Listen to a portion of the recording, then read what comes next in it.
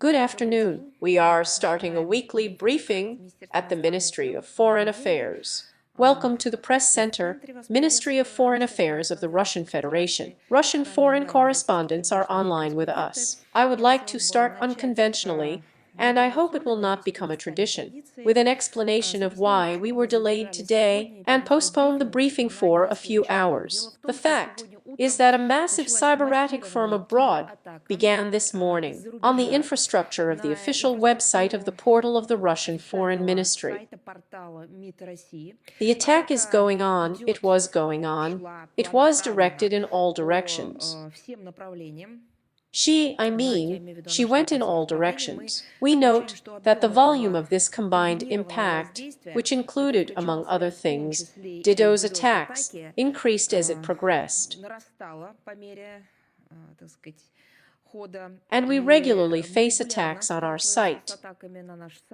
But today's cyber-attack is different, well, we can say, on an unprecedented scale. And just in order to restore the operability of Internet resources, we decided not to add loads to the site in the form of a broadcast and reschedule the briefing. The technical services of the Ministry of Foreign Affairs, together with the competent authorities, with communication service providers, are taking all necessary measures to repel this attack. It has been going on for several hours. Unfortunately, Internet users may have problems accessing our website, primarily from mobile devices. And in this regard, we recommend that you follow the official accounts of the Russian Foreign Ministry on social networks to get up-to-date information about Russian foreign policy. We believe that this kind of hostile influence may be related to the BRICS Summit events that are successfully taking place in Kazan these days. Well, as a matter of fact, we are taking our spores to him briefly now. The main body of information comes directly from Kazan. Indeed, as has been said many times, the central event, the international event not only of these days, but exactly of the year, and I would say also of recent years, given that the world is switching to polarities, and now those tools and mechanisms that were laid down, which were based on the aspirations of our country, to resist the unipolar world, to the world of hegemonism, they begin to work, and not just begin to work, but with a return in the form of concrete results. This is certainly a central event, the BRICS Summit in Kazan with all the host of all events. This is certainly a central event, I would say even a decade.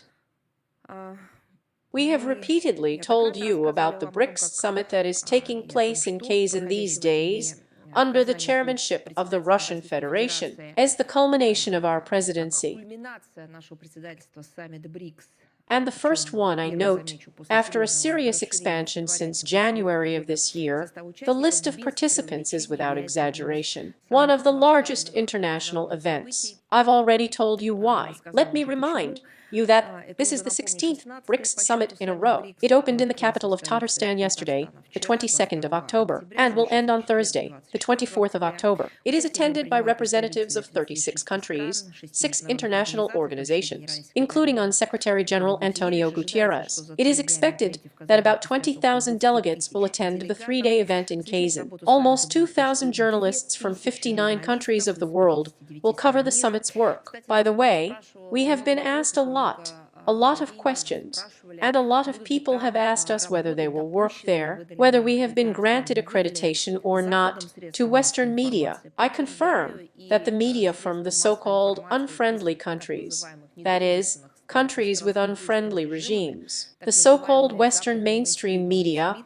are also represented there at bilateral meetings on the sidelines, forums, and at the final press conference, which is scheduled for the 24th of October. They are allowed. We don't have segregation. We only use retaliatory measures when Russian journalists, Russian mass media are harassed. Today and tomorrow, meetings are held in narrow and expanded compositions. As you can see, part of it has already passed, as well as meetings in the formats plus outreach. The agenda includes various issues of cooperation between the state and the association in the international arena, the settlement of regional conflicts, and many other topics, including institutions of the category of partner countries of the association. Such an exciting topic for many. I would like to emphasize once again and draw your attention to the website of the Russian presidency. The link must be in the text of the briefing.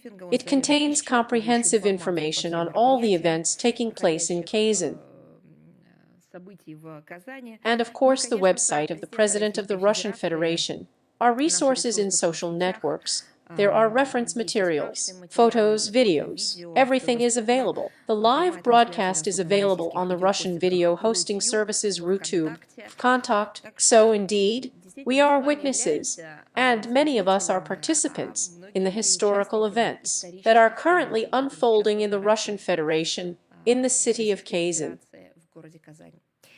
And you know, although we soon started talking today about the media topic in the context of BRICS, I would like to say, continuing this topic, about one more area of activity of the countries of the association. We are talking about the BRICS International TV Network. It was created in the 2017 year, following the summit of the heads of state. Then the summit was held in China. This is an example of the practical implementation of the initiative, which was taken out during the summit of the Russian Federation again. This initiative was made by the president of our country. It was supported by the heads of Brazil, China, India, and South Africa. The initiative was about the need to establish cooperation in the field of mass media, including exploring the possibility of creating a common channel of the five, to disseminate objective information about the activities of the BRICS. Well, this is the case when you can say said done. Currently, BRICS TV is an international network of partner media in the BRICS Plus countries. Round-the-clock broadcasts in Russian,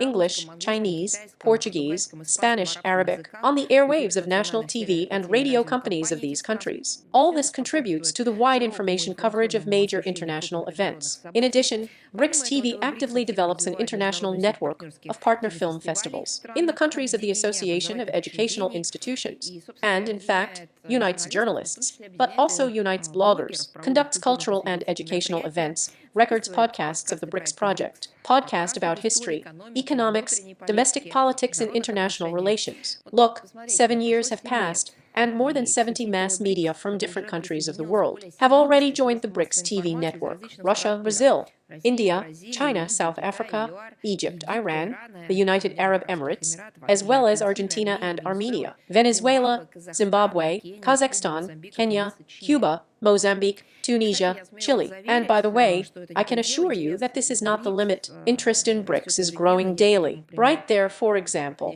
the ongoing summit in Kazan will really scrape off Western non-experts. They believe that something can change. No, they probably, with their impotent anger, only convince us all of the correctness of our course of peace-loving, partnership-oriented, alliance based on international law, based on mutual respect for each other's interests, and all those fundamental principles of international law that are fixed in the UN Charter.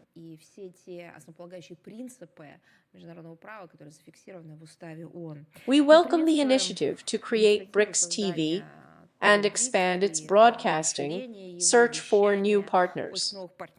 We provide the necessary assistance to all media structures that are engaged in transmitting reliable information, but in this case about BRICS, in the countries of our association, and taking this opportunity, I also address the invitation of our country to all those who want to join the international media network TV BRICS to do so.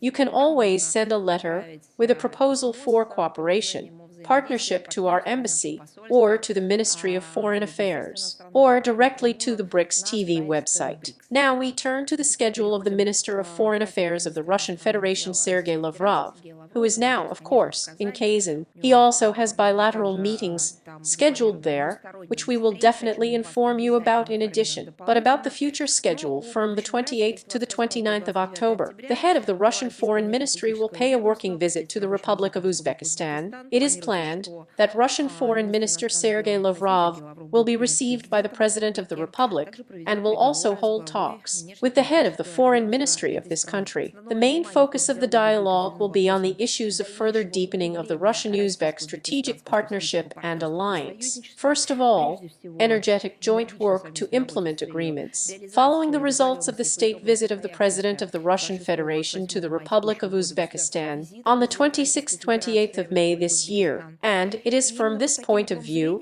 that it is planned to consider the bilateral agenda, topical international and regional issues of mutual interest, and the subject of the exchange of views will be the diplomatic support of the Eurasian integration processes, taking into account Uzbekistan's observer status with the EU. It is also assumed that a speech by Russian Foreign Minister Sergey Lavrov is planned to the faculty and students of the University of World Economy, Diplomacy under the Ministry of Foreign Affairs of Uzbekistan. We have already said, and I think that you have also found these data in the media, on the 30th-31st of October, the 8th World Congress of Compatriots Living Abroad will be held in Moscow. According to tradition, Russian Foreign Minister Sergey Lavrov will take part in it. This Congress is being held under the slogan "Together with Russia." It is expected to bring together about 400 leaders and activists of the Russian community from 103 countries. It will also be attended by the heads of the Federal Assembly of the Russian Federation,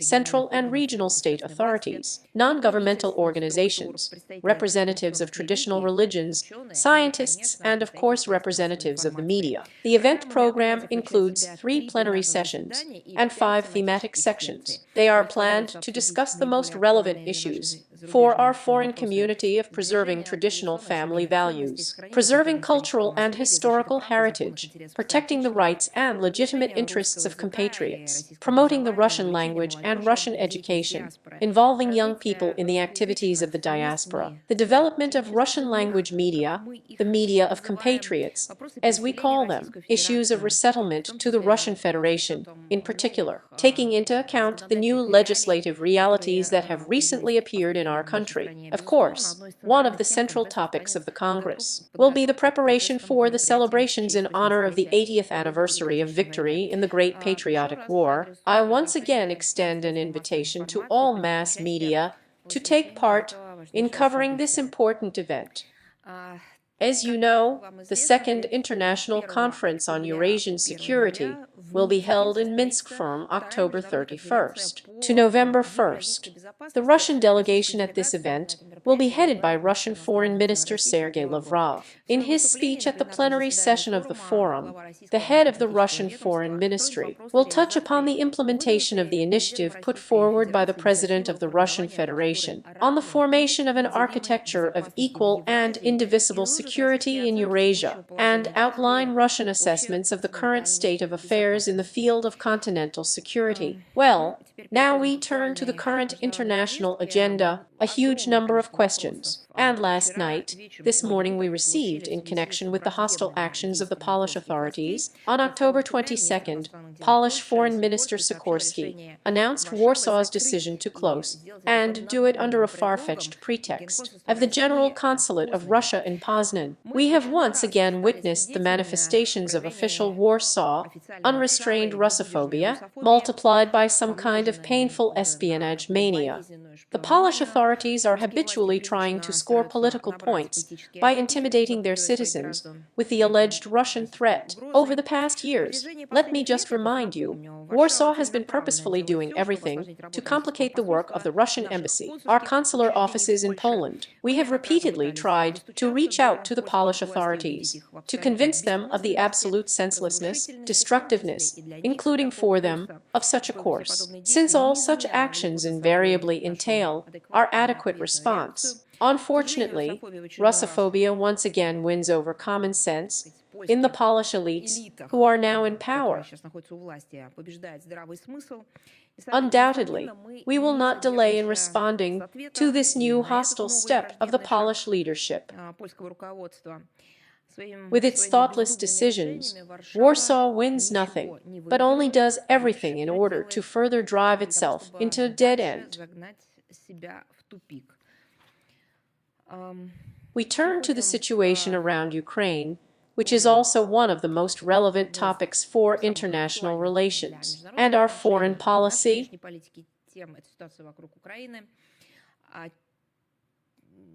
Many questions were received in different directions.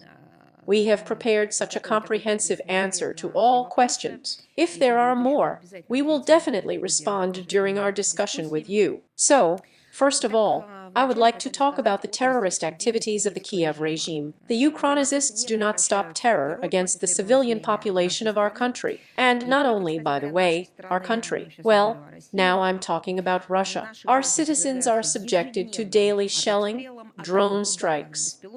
Forward from the 15th to the 22nd of October. 430 ammunition. 142 drones were fired in the Belgorod region. 39 residents were injured, including a 12-year-old girl, a 13-year-old boy. 226 residential buildings were damaged, including 37 apartment buildings. APU, with the help of drones, scatter mines, the same petal bell on road sections in villages. There are casualties among the civilian population. On October 15th, Ukrainian drones attacked two passenger buses in Gorlovka near Belgorod. As a result of the terrorist attacks, 11 civilians were injured, including 4 teenagers. In addition to the above, in Belgorod region on October 16th, as a result of the dumping of explosive devices by Ukrainian drones in the village of Krasny Oktyabr, 15 pieces of equipment burned down, and on October 21st, a kamikaze drone attacked a civilian car near the village of Murom, and a civilian was injured. In the DPI, from the 15th to the 22nd of October, during dozens of daily shelling by the armed forces of Ukraine and drone strikes on elderly neighborhoods and civilian infrastructure facilities, 3 civilians were killed and 12 were injured. A series of strikes by kamikaze drones fell on a number of municipal enterprises in Gorlovka. As a result, 2 employees were killed and 3 injured. From the 21st to the 22nd of October, the AFU carried out artillery shelling and drone attacks against infrastructure facilities of the satellite city of the Zaporozhye nuclear power plant, Energodar. Well, the territory near the nuclear power plant was also attacked. As a result, the city was de-energized. According to preliminary data, 1 person was killed. For all the crimes committed by the accomplices of the Kiev regime, they will receive an inescapable punishment to the fullest extent of the law. Well, actually, now about him. About this most just retribution in the form of punishment, Russian courts, based on the evidence collected by the Investigative Committee of the Russian Federation, continue to impose harsh sentences on Ukrainian neo-Nazis and mercenaries for war crimes. The Supreme Court of the DPI sentenced to 24.5 years in prison the commander of the 79th Separate Airborne Assault Brigade of the Armed Forces of the Kura in March 2000 of the 19th year, while on the territory of the DPI controlled by the Kiev regime. He gave his subordinates an order to target the village of Sakhanka with large-caliber artillery guns. As a result, civilians were killed, residential buildings were destroyed. Mercenaries from France, the USA, and Georgia were sentenced to 14 years in prison for participating in hostilities on the side of Ukraine, Andrioni, Mishler, and Hitsurians respectively. Another Georgian mercenary, Ivanashvili, received 13 years in prison. None of the Ukrainian criminals and their henchmen will be able to escape punishment.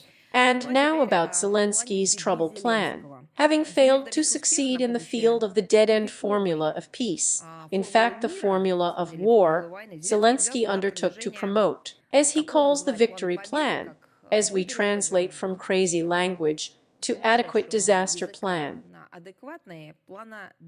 A week ago, by the way, we already commented on it in detail. Today, I will allow myself to make a number of additional remarks. In fact, both of these Kiev initiatives I mean both the war plan and the disaster plan. They are aimed at the same thing, to escalate the conflict at the cost of the lives of hundreds of thousands of Ukrainians and the plundering of Ukraine by everyone who is not lazy. The main task is to draw the West into a direct confrontation with our country. Zelensky made the presentation of the BEAD plan, literally the nail of his speech at the meeting of the European Council. But I think it was another nail in the coffin of this whole Kiev regime junta. In the European Council, he toured on October 17th, used his acting skills to the maximum to convince the audience to support the next experience, which was composed somewhere there in the NATO-centric structures and sent to the bank. He insisted that this plan of trouble was intended to bring the leadership of Russia, as it was said, to the negotiating table to implement the aforementioned formula of peace, read war. It was served in such a way that if the countries of the European Union immediately begin implementing the BEAD plan and follow its points together with the Kiev regime, right now, then, as Zelensky said, it would be possible to end the war no later than the 25th year, but just a couple of months, and that's it. But he also agreed to the point that he began to blackmail the Allies. In particular, he said that Ukraine's security can be ensured either by NATO membership or the presence of nuclear weapons. But here, it seems to me, even Brussels has already shuddered. Zelensky failed to achieve collective approval by Brussels of his new initiative. There is no unity in the EU on this issue, and most of the allies of the Kiev regime refrained from criticizing Kiev's proposals, but then understand that I am not happy with this plan, which carries to great risks of uncontrolled escalation of the situation in general. Well, the confrontation with our country. Let me remind you that Kiev's invitation to NATO cannot be the subject of negotiations with Russia, either now or in the future. It is Ukraine's desire to join the alliance to the detriment of our country's security.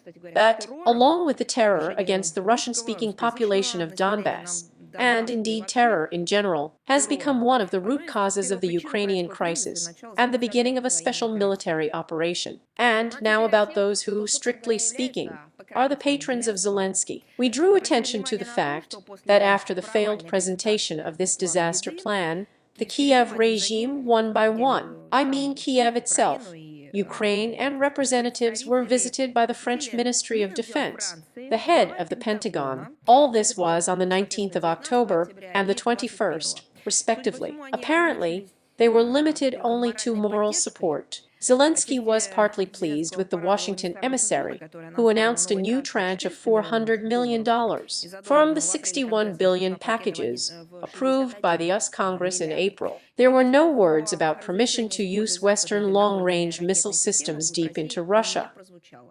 Here, they are all looking for another plan somewhere together with the fire during the day. How to complete the fighting. But it's very simple. If you stop supplying weapons to the Kiev regime, the fighting will end. In my opinion, everyone already understands, even small children, and, as a matter of fact, about how Zelensky kills his citizens. He couldn't, I mean, the leader of this junta, he cannot hide from Western curators the shortage in the thinned ranks of the armed forces of Ukraine, and, in fact, the failure of forced mobilization in Ukraine. Even the mass media, these very mainstream Western countries, are not able to ignore the increased number of Ukrainian evaders, deserters, as well as those mobilized who are ready to surrender in the first battle. They just understand that they are being sacrificed to the greed, corruption of Zelensky and Washington and London, which in fact gave birth to him. That's what I want to say with my same-sex love.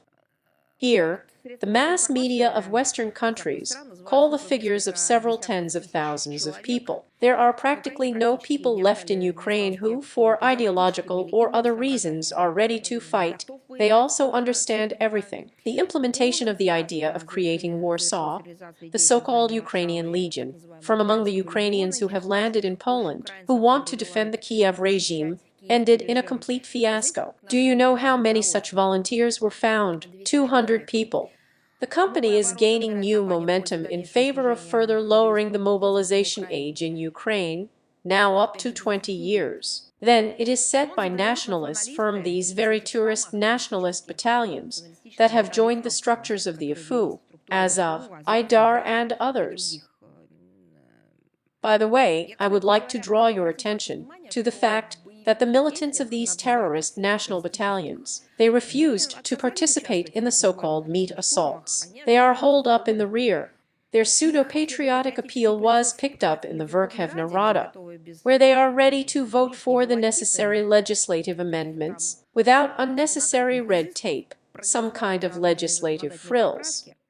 Parliamentarians in Ukraine talk cynically. They say that according to the law, every Ukrainian at the age of 21 can be elected a people's deputy. And if so, then any 20-year-old citizen in Ukraine should stand up in arms to defend the country. Brilliant.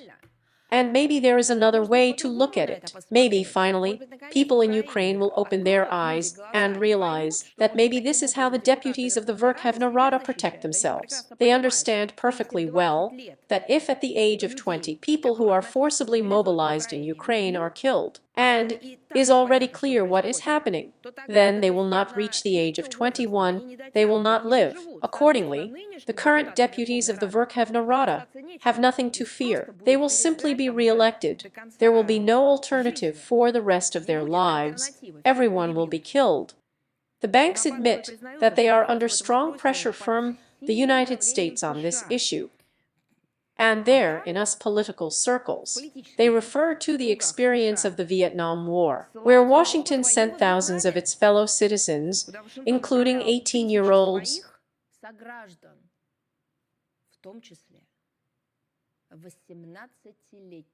What does it mean, including? They were sent there in the first place. The prospect of recruiting almost school children in Ukraine scares their parents so much that over the past summer, the outflow of 10th and 11th grade students from Ukraine has sharply increased abroad. According to various estimates, their number has exceeded 300,000 people, and maybe much more. Ukrainian experts believe that the West is ready to allocate new military financial assistance to Ukraine if Zelensky lowers the mobilization age immediately to 18 years. And are there really no people left in Ukraine now? Journalists, bloggers, public figures, and just sane people who can't tell each other the truth that just from Washington, London, Zelensky, and all those who give him money are going to a real genocide of Ukrainians, citizens of Ukraine.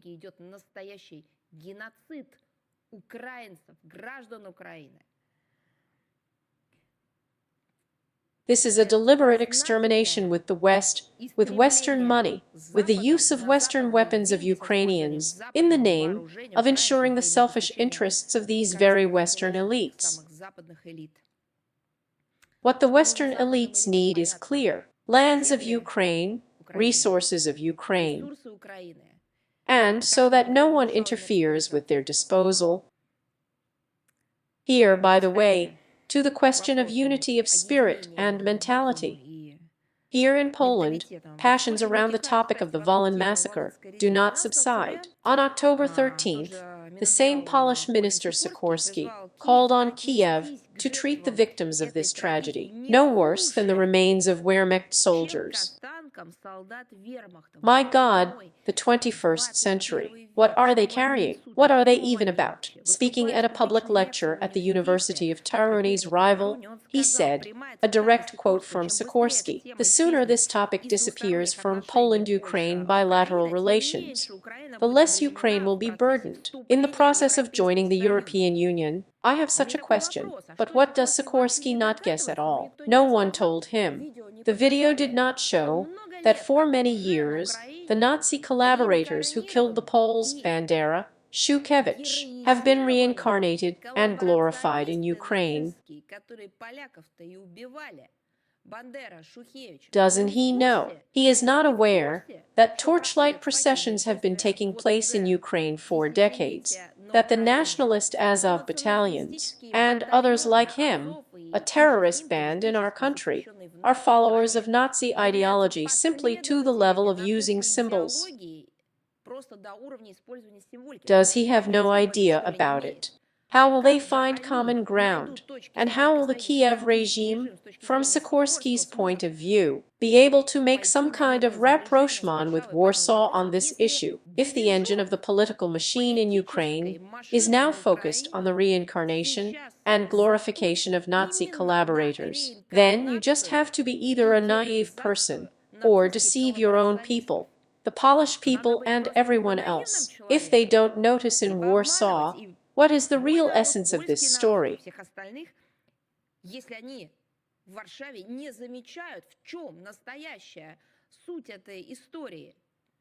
The head of the Polish Defense Ministry, Władysław Kaczyński, complained on October 15th that over the past 2 years, the Kiev regime has not made, direct quote, a single good gesture in this direction, and does not appreciate Warsaw's help enough. Why does Warsaw help the Kiev regime, which approved Nazi collaborators with their heroes, whose hands are dirty, including in the Polish cut? Why is Warsaw helping them? But no one in Poland can ask the Polish leadership the same question. There's a big Washington brother in charge. So, according to the Polish defense minister, a direct quote again, if Poland had not sacrificed tanks, planes and other weapons, there would be no one to help today. End of stats. Well, right, he forgot to add that Warsaw, by supplying all these tanks, planes and other weapons, is helping the terrorist Nazi Kiev regime, which proclaimed as its heroes the Nazi collaborators Bandera and Shushkevich, who by their actions, decisions, and with their own hands, were completely associated with the murders of innocent people, solely on national grounds.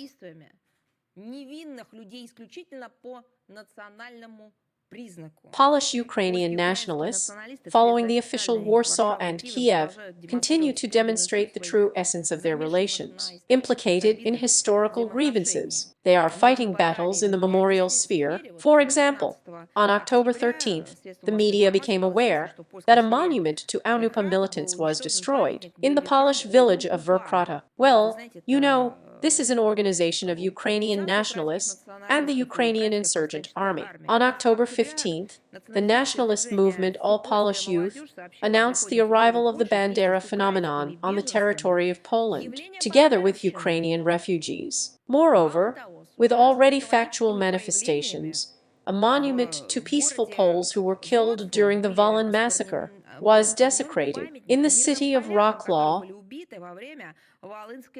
And what did you want in Warsaw? I wanted to ask a question. What did you think? Is it that people who cross the border will stop honoring their current heroes, or what?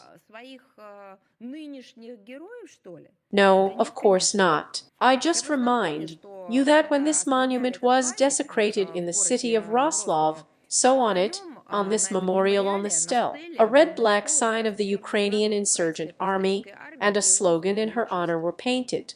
Now about what should have been remembered, including in Warsaw and in general in the West. October 28th marks the 80 years since the liberation of Soviet Ukraine from the Nazi invaders, and it became possible, thanks to the victorious completion of the Eastern Carpathian strategic operation of the Red Army. About 2.5, even more, 2 and 6 million of our soldiers were killed or seriously injured in the battles. According to various estimates, Hitler's executioners killed up to 10 million civilians. Over 700 cities and towns were destroyed. 28,000 villages were wiped off the face of the earth. The occupiers looted and demolished tens of thousands of health care, education, culture, industrial enterprises, collective farms. The current Kiev regime is doing everything to distort, rewrite history, make society forget about the immortal feat of the Soviet people, and put enemies, ghouls on a pedestal. Sane people will never forget and will not betray the bright memory of their grandfathers and great-grandfathers. We are sure that the residents of Ukraine sooner or later, one way or another, get rid of modern Bandera, who are ready to sacrifice them to their own, and sometimes not to their own selfish interests, but to the interests of their Western masters. Now I understand that, probably in Warsaw in particular, they do not want to know about this. But I'll tell you, the Volyn massacre haunts them. I understand them. We also honor the memory of those who were victims of Nazism. But after all, today the Kiev regime repeats not only the symbolism of the Third Reich, but in fact it is. But why doesn't Warsaw understand this? We have already talked about the creation of several institutions by the Kiev regime in the Russian border area, in the image and likeness of the concentration camps of Nazi Germany, where some residents of the Kursk region were forcibly driven under threat of weapons. People, civilians, I emphasize once again, citizens, ordinary people, children, including children, were unable to leave for safe areas after the invasion of the armed forces of Ukraine in this Russian region in August of this year. According to available data, they differ. We collect information from various sources. But so far we can say that more than 1,000 people are being held in the camps. Among them, I repeat, are children, women, people with disabilities, the elderly, the sick, the wounded. Communication with them for obvious reasons of absence, we have only preliminary, I emphasize once again, information, as reported by relatives and friends of the abducted people. I emphasize that we are talking about 2024 year.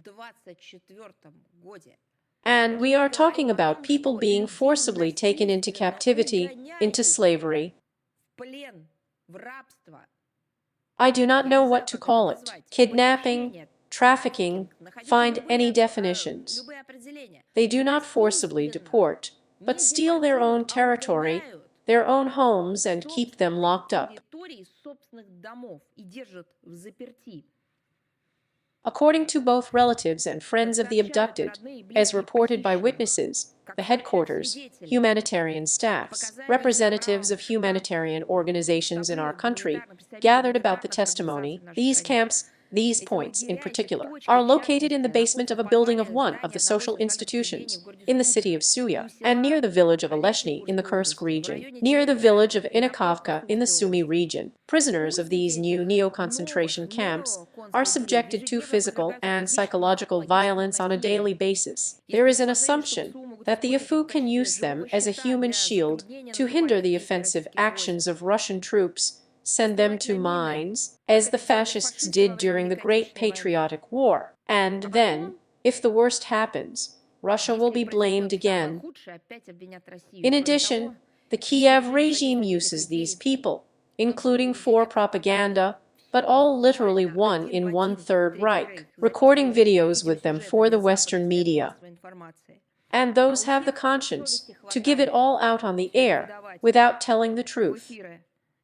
Russian law enforcement agencies continue to receive data on cases of forcible removal of people from the Kursk region on the territory of Ukraine, and the Office of the Commissioner for Human Rights in the Russian Federation, Tatiana Moskalkova, is working on this topic. They are trying to find all the victims, identify the perpetrators. Russian law enforcement and investigative agencies are working with all the collected information. As you understand, it is now impossible to obtain comprehensive data on the injured civilians of the Kursk region until the territory is completely liberated from Ukrainian militants. But it is also impossible not to draw attention to this topic, to these plots, to these outrages, to these monstrous crimes. We will share this information with you regularly, because this is a direct proof of both the terrorist and Nazi nature of the Kiev regime and those who sponsor them by supplying them with weapons.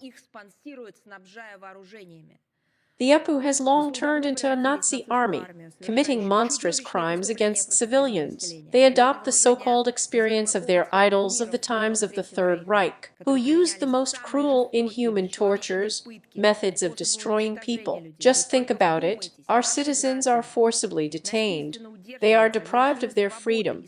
They experience daily pressure and humiliation.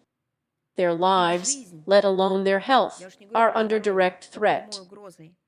At the same time, we are again faced with a complete lack of any reaction to what is happening on the part of international human rights organizations, and we are once again convinced that these institutions have completely degraded. They are only called human rights. They only pretend that they feel sorry for someone. They see their main task in serving the interests of Western patrons, grant givers, and in general those who can pour food periodically so that they fulfill their orders.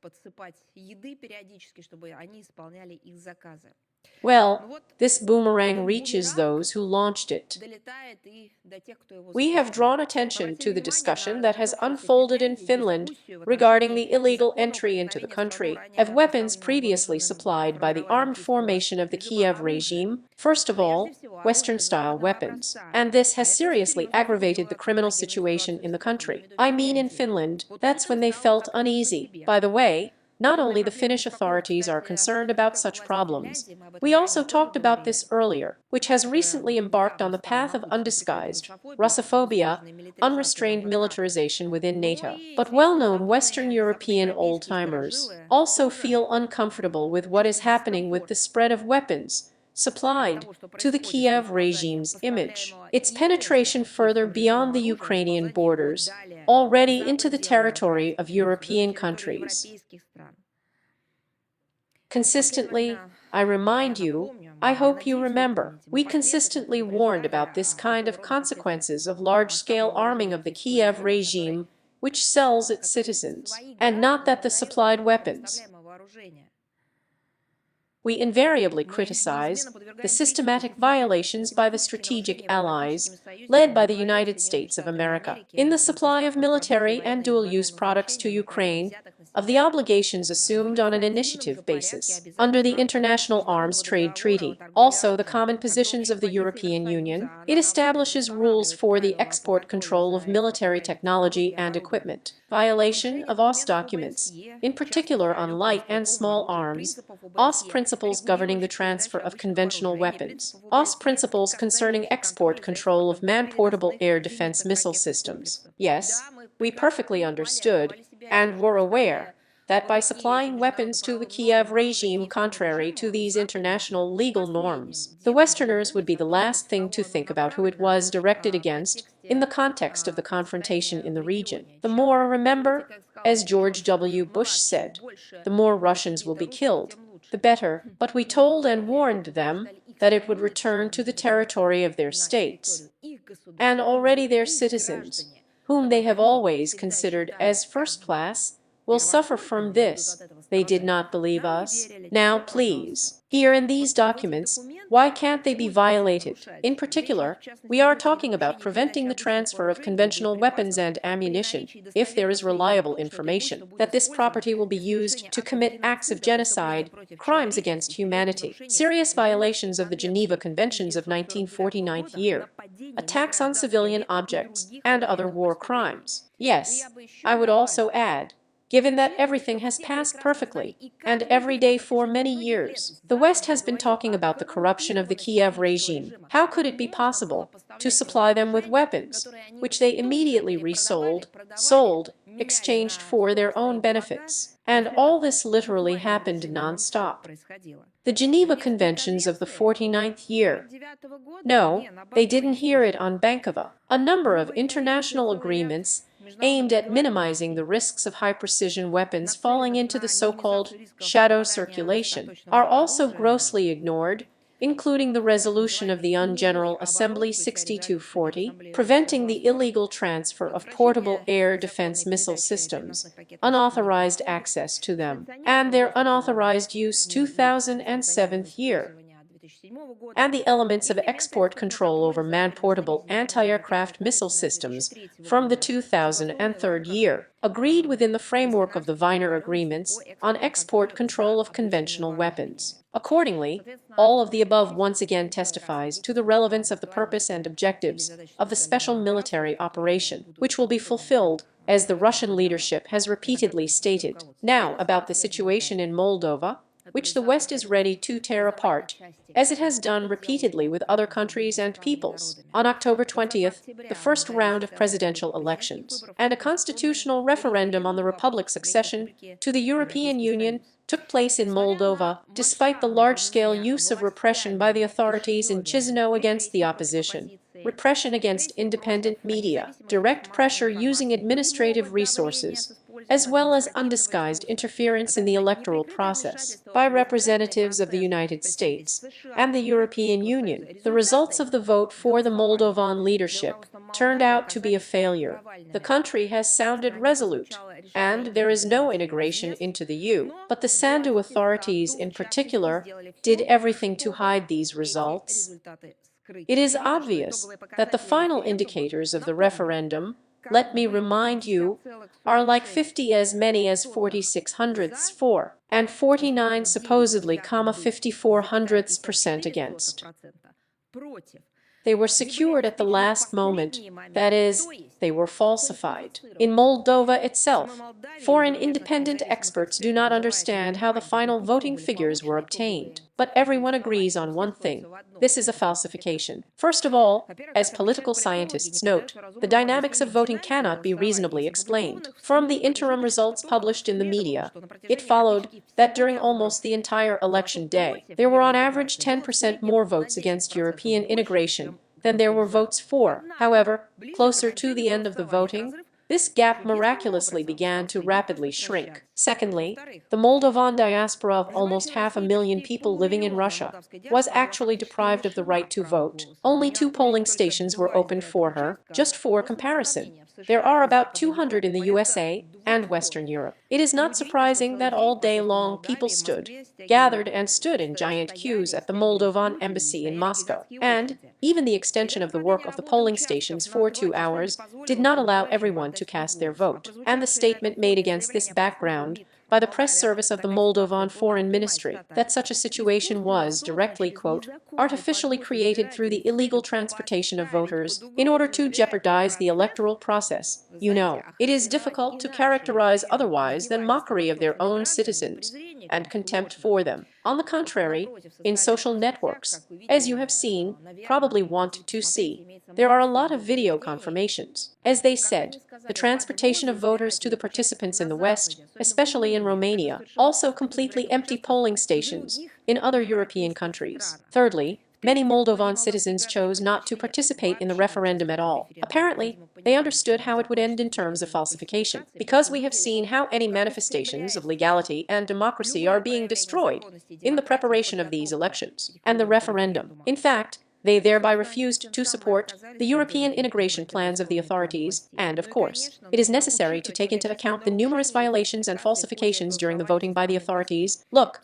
a group of observers from the Moldovan Non-Governmental Organization for the Promotion of Democracy and Human Rights Promax counted 778 incidents. Among the main ones are intimidation, bribery, organized transportation of voters, not allowing opposition observers at the polling station. And against this background, experts drew attention to the information that the SEC of Moldova intends to transmit information about violations directly to the European Union. In other words, as noted in Chisinau, they decided to get, well, literally an indulgence directly from sponsors, bypassing the OSCE. How is all this? Even the OSCE/ODIHR, known for its biased approach, pointed out in the preliminary conclusions of its monitoring mission a direct, quote, illegal use of administrative resources by the authorities in Moldova.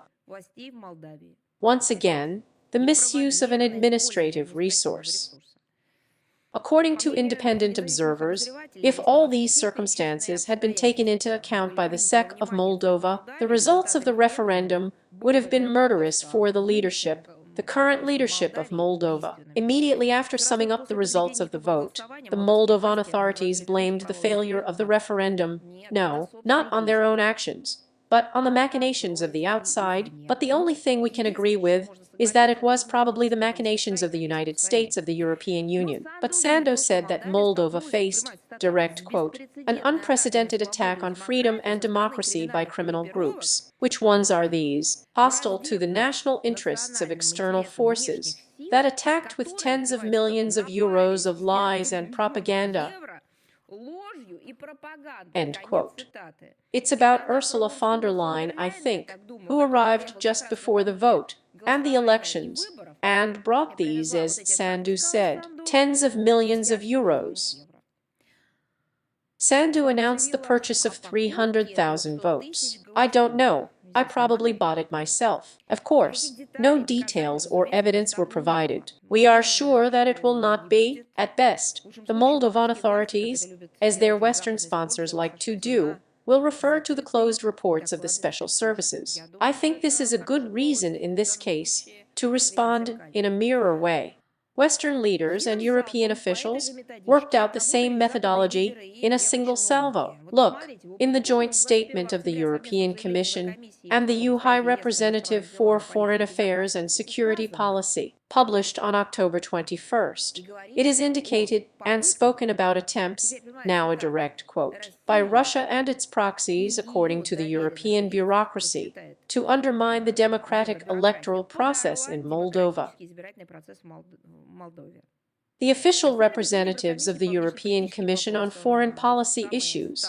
This is the same Stan whom we periodically quote and refute and disavow what he says, at a briefing in Brussels accused Russia, direct quote, of unprecedented interference, of transporting voters and buying their votes. Well, you know, the only thing he's right about is that unprecedented interference really took place only on the part of the United States and the European Union, here, their emissaries, as part of an innumerable series of visits to Chisinau, openly campaigned for Sandu for many months. For her, as they called it, European projects brought money, and in Chisinau, Brussels again did not want to see the true reasons, the results of the vote, and, as a matter of fact, the real results of the vote were also not taken into account. That's throwing them with these supposedly real numbers.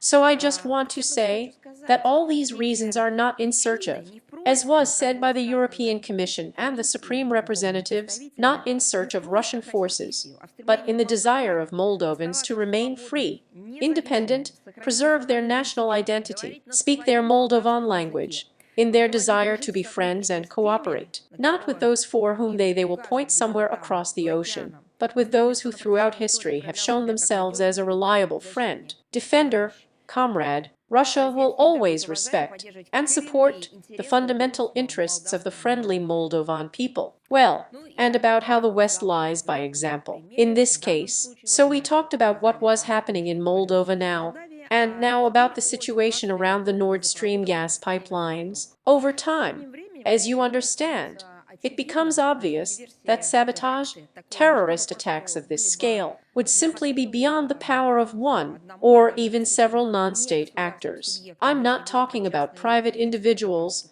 whom they tried to detect here in the form of Ukrainian divers.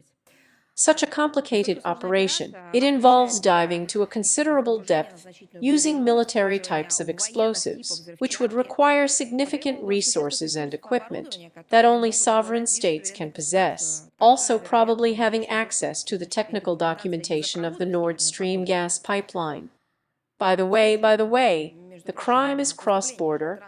It still had to be transported in some way, crossing the borders of the European Union. These conclusions are confirmed, in particular, by the Royal Swedish Institute of Technology and relevant Finnish experts. Take a look. According to available information, the British company Optima Defence Security, which specialized in explosives, was in the process of liquidation for demining back in August and September of the 22nd year, that is, just literally on the eve of the explosions of the northern streams, carried out deep-sea research in the area of the Earthman Archipelago and Bornholm Island in the exclusively economic zone of Denmark. This very British office was one of the contractors of the Ministry of Defence of the Navy and the British Marine Corps, and was supervised by former high-ranking officers of the country's army. Its employees have extensive experience working in a variety of so-called hot spots, in particular in Africa and the Middle East. The customers were the Danish Environmental Research Institute and the Swedish Institute of Hydrology and Meteorology. These facts are, in my opinion, additional evidence in favor of the theory of the direct involvement of Western states in undermining gas pipelines, in a terrorist attack, an international terrorist attack. Against such a background, the attempts of the collective West to avoid responsibility for this terrorist attack, for this sabotage on a key object of cross-border energy infrastructure, seem even more hypocritical, cynical, simply wild, monstrous. As you know, the authorities of Denmark, Sweden at one point, you remember right, they simply stopped the introduction of national investigations. And this is all despite the lack of any results. They just said they wouldn't investigate anything anymore because they couldn't do anything, and they closed the case. At the same time, Copenhagen and Stockholm stubbornly refused to cooperate with our country in establishing the truth, and Berlin adheres to a similar line, obviously continuing all these investigations only on paper. In fact, apparently, everything will end up with about nothing.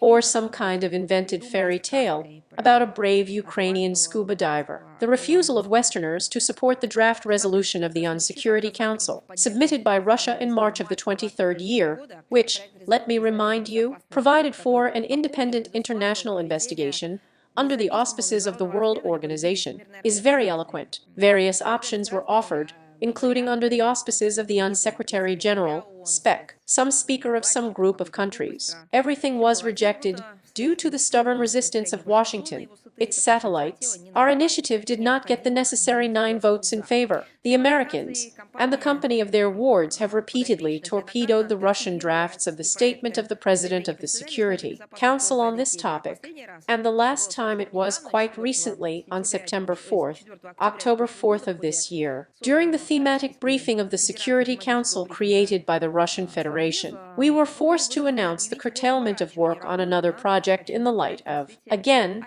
the reluctance of Westerners to go to the consensus text. And remarkably, the US and its henchmen stubbornly refused to skip the project. What do you think is the word? But I think you remember, we talked about it, the word terrorism in any form.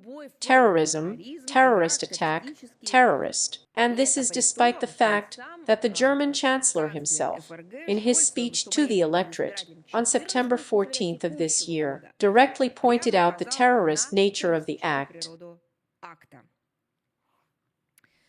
Whatever it was, the destructive actions of the Western camp did not change our intentions. Our determination to achieve justice did not beg. We are convinced that the perpetrators of the terrorist attack are customers, performers, I don't know, transitors of all kinds, mediators and moderators, all those who were involved in the terrorist attack, which entailed grave, severe economic and environmental consequences, should be punished as they deserve. And Russia intends to continue to keep this most important issue in the focus of attention of the UN Security Council and the entire world community. Here's to the question of international terrorism. Today, right now, this day marks the 22 years since the monstrous in its scale and monstrous in its cruelty terrorist attack on Dubrovka. On October 23, 2002 years ago, a group of 40 armed militants took hostages in the building of the theater center on Dubrovka in Moscow. These are the former. Let me remind you, the Palace of Culture of the first state-bearing plant. At the time of the seizure, the second act of the musical Nordøst was going on in the building. 912 people were taken hostage at that time. The audience of the performances, artists, employees of the theater center, including about 100 school-aged children. The leader of the terrorist group, Mavsur Barayev, demanded that the Russian authorities stop, as he put it, the counter-terrorist operation of federal troops in Chechnya. The militants then mined the auditorium, placed female suicide bombers with Shaheed belts among the spectators. People were held for several days in inhumane conditions, without water, without food. As a result of this terrible terrorist attack, 130 hostages were killed, 782 people survived, of which more than 700 were injured of varying severity. All the militants who were in the building were destroyed. These are just dry totals. That's it, literally tongue twister. The outrage of the terrorists of the Russian capital 22 years ago. When you talk to those who were in the hall, the picture appears in terrifying detail.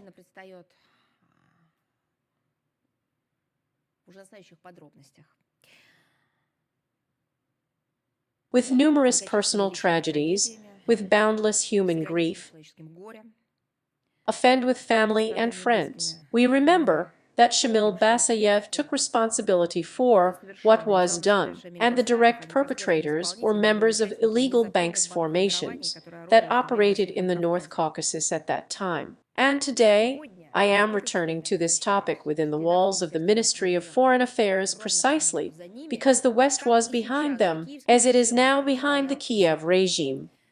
They were supported, romanticized, and heroized in every possible way. They were called freedom fighters then, those who were ready to kill and killed civilians exactly as the Kiev regime is doing now,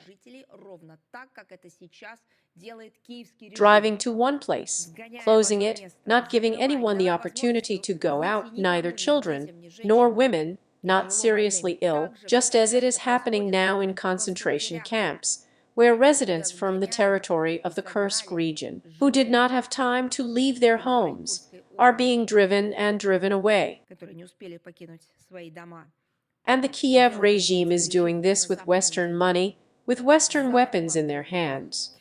Today, our country is once again facing security threats, including from members of international terrorist organizations who, with the direct assistance of the collective West, have become under the banner of the armed formations of the Kiev regime, and so our country continues to pursue a firm line of zero tolerance, as the West likes to say, zero tolerance for any terrorist manifestations.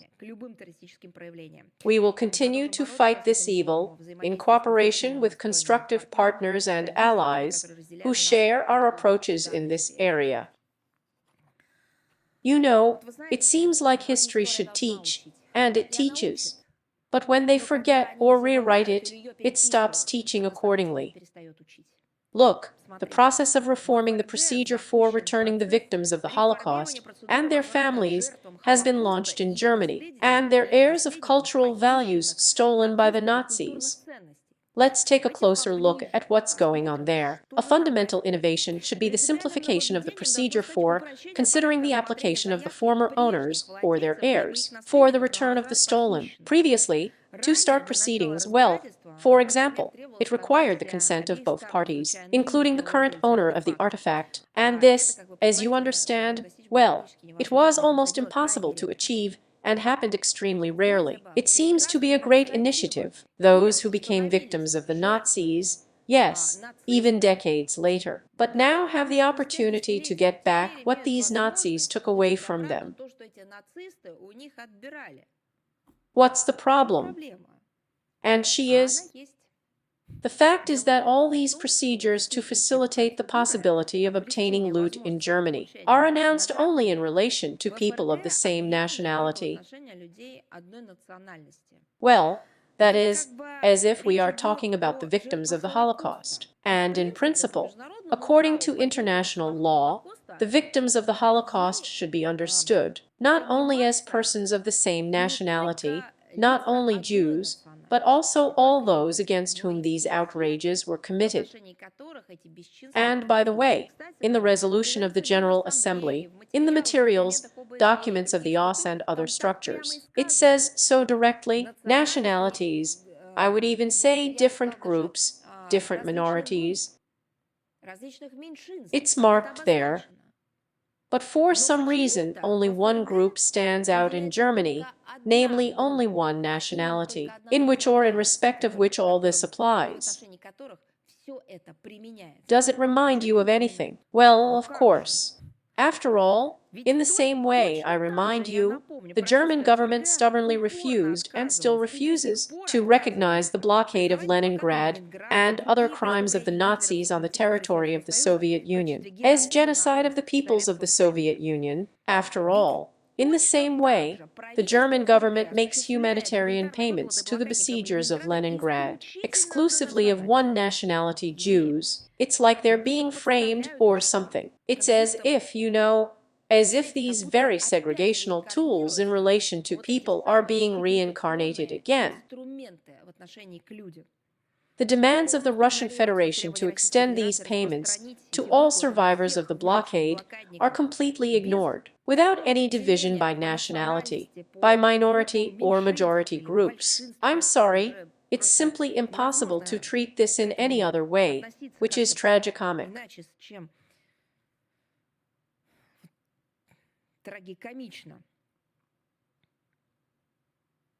And this is all against the background of the fact that the German government transfers social benefits to persons who served in the Waffen-SS before the Second World War. I didn't make a reservation, including to the direct participants of the siege of Leningrad. Not to the victims of the siege of Leningrad, but to those who organized and held this blockade all this time. Here, the German government makes social payments to them.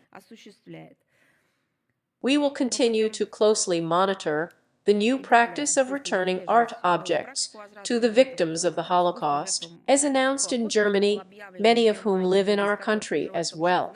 We will do everything to achieve justice and, most importantly, justice based on the law. I want to emphasize that it is illegal that the simplification of the return of cultural values stolen by the Nazis applies only to people of one group, a national group, any other, just one. They have no right to segregate people. We see in this another manifestation of not just hypocrisy, not just double standards of Berlin, racism turning into Nazism, and the lack of any understanding of its historical responsibility. The German authorities continue to cynically divide the victims of Nazi crimes into more or less worthy ones.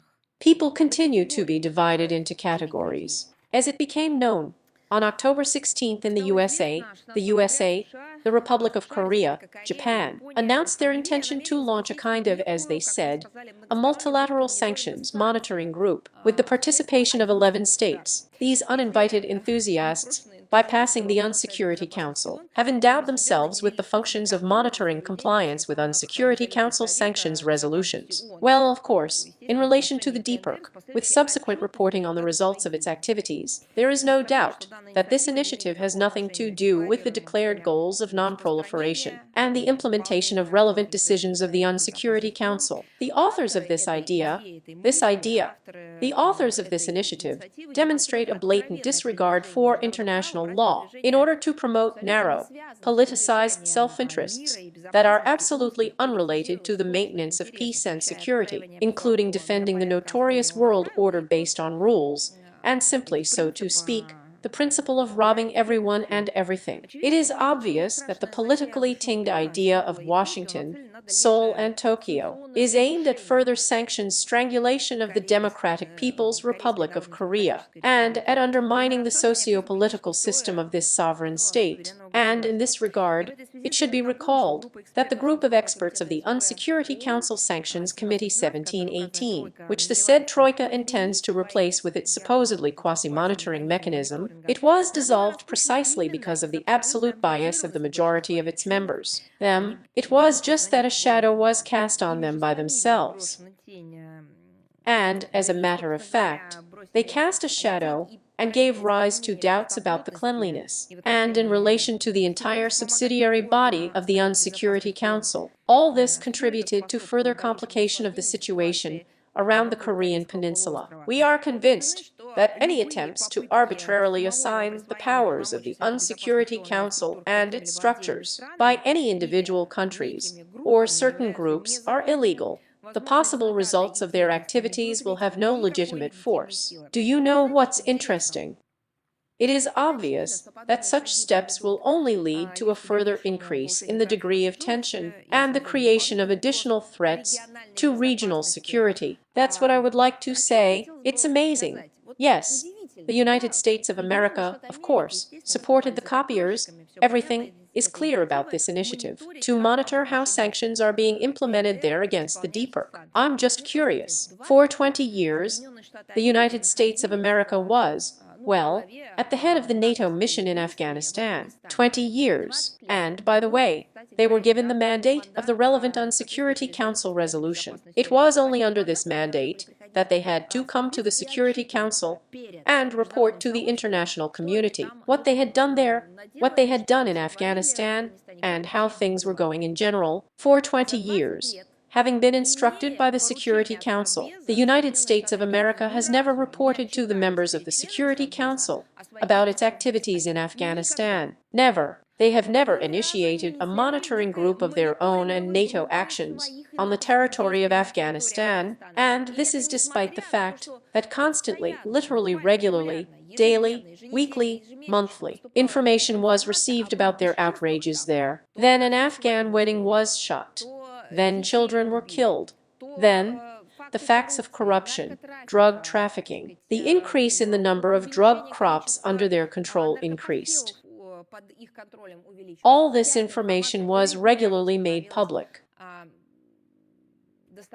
And there is no self-control, no accountability on the part of either the United States of America or NATO as a whole, nor to the Security Council, to which they were obliged to report, nor to the international community as a whole, nor to its individual representatives. None of that. And here you look. What a rush. The Russian Federation is seriously concerned about the continuing degradation of the situation in the Northeast Asia region as a result of the irresponsible steps of the United States and its allies. We are convinced that the senseless, dead-end and inhumane way of increasing sanctions pressure from a humanitarian point of view should give way to peaceful and mutually respectful diplomacy. Here's more about the West, only again from a historical point of view. As you know, during the Second World War, France was under the rule of the collaborationist Vichy regime and, strictly speaking, the Nazi invaders. It was then on the Eastern Front against the USSR.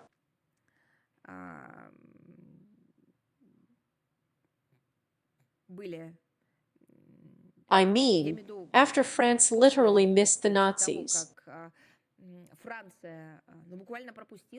After that, not only the forcibly mobilized residents of Alsace and Lorraine fought against our country on the Eastern Front, but also the same French citizens who voluntarily joined the ranks of the Wehrmacht for the so-called, as they put it, anti-Bolshevik campaign. Actually, it's not easy that both London and Washington have been seriously thinking about the occupation of France after World War II for a long time. This collaborationist texture was so strong.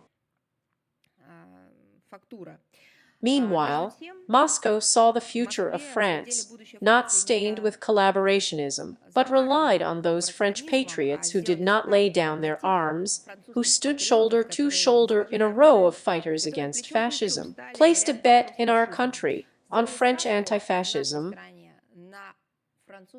Close cooperation was established with the Free France movement led by General de Gaulle. The Normandy Niemen Air Regiment, created by order of the general, became one of the brightest symbols of the Russian-French brotherhood in arms during the Second World War. His memory is revered in our country. On August 12th, the 24th year, a new sculptural composition was opened in the Patriot Military Patriotic Park of Culture and Recreation of the Armed Forces of the Russian Federation. It is, in fact, dedicated to this legendary unit. It is impossible not to mention the significant contribution of immigrants from our country and captured Soviet citizens to the success of the resistance movement in France. We have repeatedly talked about this during our briefings. The chronicle of this selfless feat of our compatriots was presented in detail, in particular, in an online Russian-French expert conference. organized by the National Center for Historical Memory under the President of the Russian Federation. On August 26th of this year, it was timed to coincide with the 80th anniversary of the liberation of Paris from the Nazi occupation, and received a wide media response. The recognition of the Provisional Government of the French Republic by the Soviet Union, which took place on October 23rd, 1944, opened the way for de Gaulle's subsequent historic visit to the USSR. This visit took place in December of 1944, and it was crowned with the signing of a bilateral agreement on alliance and mutual assistance. This agreement served as the basis for full-fledged cooperation between Moscow and Paris in the final period of the Second World War. In many respects, thanks to the USSR, France became one of the victorious powers, received a permanent seat on the UN Security Council. What am I doing all this for? Yes, as a matter of fact, to what I have already said. After all, the 23rd of October, which, as a matter of fact, has already come. This is the day that is the very starting point in our, well, we can say, interstate relations. The history of Russia and France, their relations are much bigger, much bigger. Naturally, it goes back centuries. If we are talking about the modern period, this is the starting point.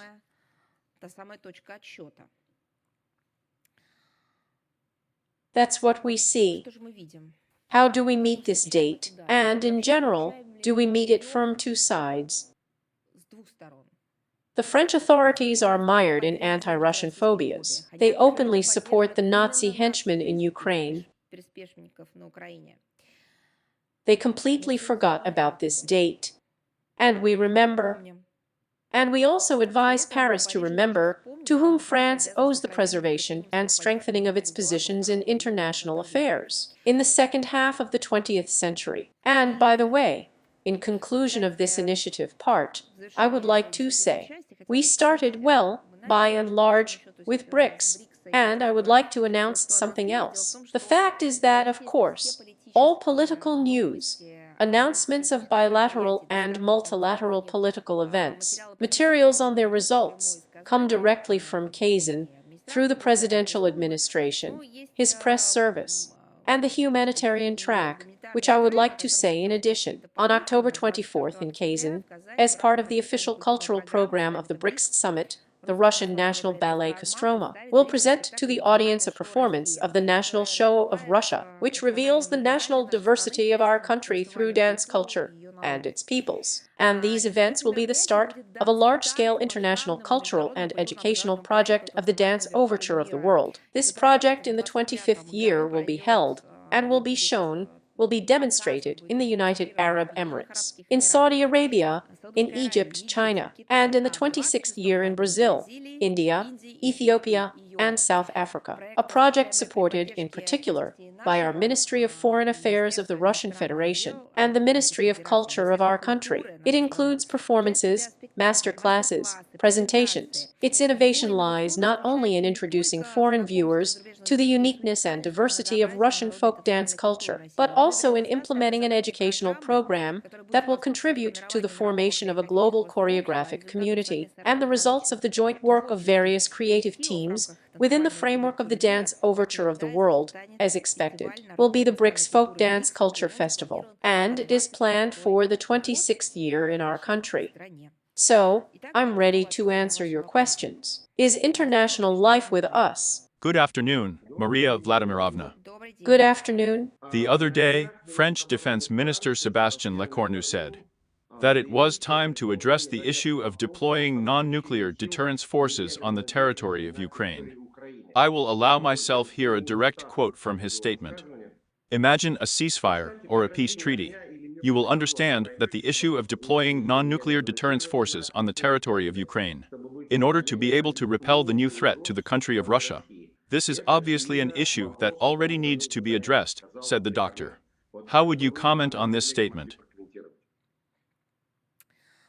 You know, well, to be honest, I would like to comment on such important historical dates, which I have mentioned, which connect us with Paris. But in fact, you have to comment on what you are talking about, because Paris has long dreamed of the Eden of the intervention of the French contingent in Ukraine. By the way, this is what Macron said at the beginning of this year. But, by the way, even in most of the European pages of the capital, I mean Western Europe, these proposals of France did not find unconditional support. Therefore, I cannot say that we have heard something new from the mouth of the French defense minister. By the way, he is not the only representative of the collective West who is trying to flirt with the idea of sending foreign troops to Ukraine. The practical implementation of this idea, you know what it will lead to. I can repeat it for those who may have forgotten. It will lead to a direct military clash of the nuclear powers with disastrous consequences. And if such a gloomy prospect is considered possible in the French General Staff, then we express our sympathy to the people of the Fifth Republic. And personally, to the root, I would like to remind you that attempts, as they formulate it, to contain Russia or inflict a strategic defeat, therefore France, ended badly when such sentiments prevailed there. 200 years ago, the French language was enriched with the word birzina in the sense of a catastrophe. Let me remind you, then the remnants of the great army were defeated while crossing this river. In general, the word and bistro appeared then in memory of the stay of the Russian Cossacks in Paris. Therefore, let the French defense minister look at the map there, make sure that the birzina flows into the Dnieper. Yes, in general, let it be there with a story. He'll pull up the geography story, and then he climbs to the microphone. Thank you very much. One more question. The Nikki Asia agency, citing several sources in the Group of Seven, said that it had transmitted information that the 7-member countries plan to keep frozen Russian assets even after the end of the conflict in Ukraine, and guarantee Kiev a loan of $50 billion, which will be repaid at the expense of income from them.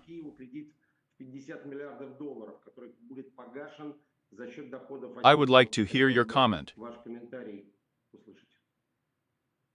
And you know, there is nothing new in this either. We have repeatedly commented on the idea of providing loans to the Kiev regime, which are planned to be repaid by withdrawing income from the management of frozen Russian assets. But this is obvious theft, direct theft, without any other ways to call it theft in any other way. The Westerner not only holds the sovereign reserves of our country, but also reinvests them without our consent. They receive the so-called, as they formulate it, unplanned benefit, profit. A clear illustration of another such neocolonialist approach. The course that the Anglo-Saxons and satellites are trying to pursue in relation to the countries of the world majority. Everyone understands perfectly well that no loans and military supplies to the Kiev regime will help. They really aggravate the situation for the citizens of Ukraine. That's 100%. They will certainly contribute to the ongoing genocide of Ukrainians by Zelensky's hands and launched in the West. But no one is in a hurry to provide gratuitous support to Ukraine either, as you understand.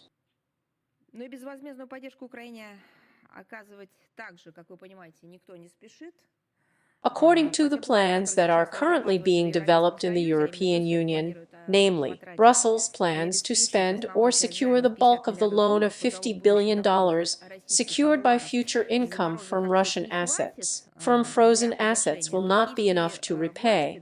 Then, the Kiev authorities will have to independently service the debt. Then this, you know this. Forgive me, to bring, you know, as a country to suicide, and then force, so to speak, the suicide left over from this, and also bury itself. Do you understand? So also pay for it? But this is a monstrous story. But is this, so to speak, the only such story in the piggy bank of the West? No, of course not. They tell him about their own experience in Vietnam. The feasibility of such a scenario, of course, is not something that cannot be believed, but it is impossible to believe that someone really believes. That's what I would say, because the state of the Kiev regime is absolutely a state that can only be qualified as bankruptcy. This Kiev regime lives only on Western money, only with the political and militaristic support of the West. Well, whatever it was, no illegal tricks, no manipulations, no attempts to somehow make sense of it all, rethink or legalize it, aimed at taking away Russian funds, will not remain without our reaction, as you know, to make our country pay for this bloody Swinnishness in Ukraine, arranged by the West. It won't work. Despite all the bellicose statements of Washington, Brussels and London, who are quacking and grunting to him, and any attempts on Russian property will entail a response. And it is very painful for them, they know this. And besides, the systemic effect of the illegal actions of Westerners will be destructive, first of all for themselves. Thank you very much. And one more question, if I may, about yesterday's incident at Vnukovo Airport. When a delegation of the British Foreign Ministry arrived in Moscow, Russian journalists who tried to ask questions were confronted with rudeness from the British embassy staff who met them. You know, I just saw these videos that were sent to me and are already being sent en masse. And this is impossible to believe. To be honest, so far so to speak, I have listened to how I was asked questions, clarified with colleagues what it was about, and it's just fantastic. And we are talking about the fact that guests from London have arrived in the capital.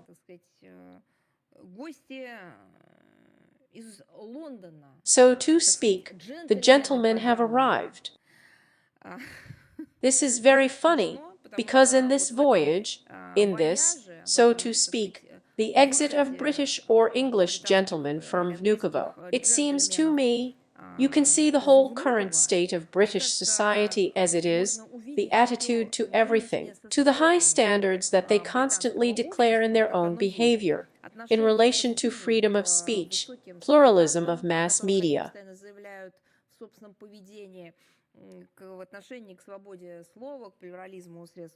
In other words, what is it about? I'll explain now.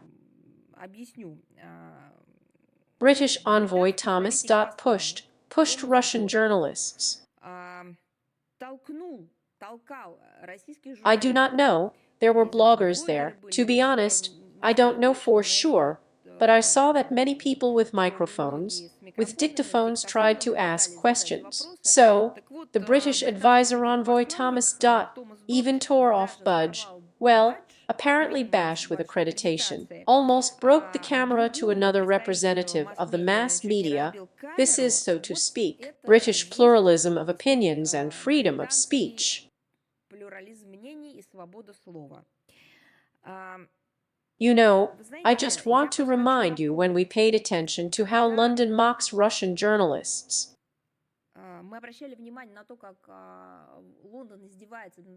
Do you remember, perhaps, accreditation was not extended, visas were not issued, and they were not allowed to attend events. We were told that they do this, although they respect media representatives. But they do this because they do not consider Russian journalists to be journalists. It seems to me that from these videos, I still have to look in detail, of course, but even what I see now, it follows that they do not have, British officials do not have any idea at all about what is the safety of a journalist, what is freedom of speech, what is respect for the profession of journalism. I can't even imagine how it is possible to disrupt the Budge, how it is possible for people who obviously do not threaten your safety. Yes, there are British diplomats, so to speak, in general such, you know, without restrictions on the possibility of movement. And they push away journalists, regardless of who it is, men or women. They try to damage equipment there and so on, despite the fact that, in general, it seems to me, And remember, even when Russian ambassadors or Russian diplomats flew somewhere to start their mission, they even gave interviews at the airport. I remember very well how many of our ambassadors, even from vacation or from a business trip, returning to their host country, were surrounded by journalists, both Russian and local, asked a question on the current agenda. I don't know. I think this is the norm. But on the other hand, look, this is exactly the same behavior that Annalena Baerbock has just demonstrated, who, on the United Nations set, a film crew led by Valentin Bogdanov, her entourage, so to speak, did not give her the opportunity to ask a question, suspended her, and then another slur was written to defeat Russian journalists in the rights already out. It's clear that we defended these rights, but it's the same handwriting, not to give journalists the opportunity to do their work. Although they have the appropriate permits, the appropriate accreditation, the place does not just allow, but generally assumes.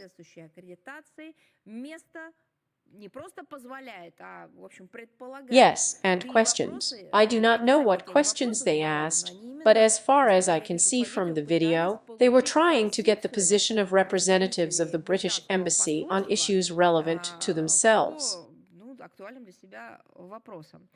Therefore, it seems to me that the British officialdom and British diplomats in Moscow should finally understand for themselves that they can save the neo-colonial habits that they have left for their own journalists. So let them shove the BBC, Reuters or CNN employees like that, and let the USA try to shove this press there, I don't know, some kind of landing. That's how, so to speak, to select accreditation. I'll see what they do with them. This is their British style of behavior. Let them apply it to British journalists or American journalists who are neighbors in misfortune.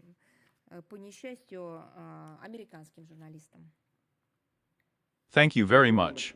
Well, I will also say in addition that, I just also advise British diplomats to revive in their memory, or perhaps they do not know Russian legislation in this regard at all. Therefore, return the accreditation.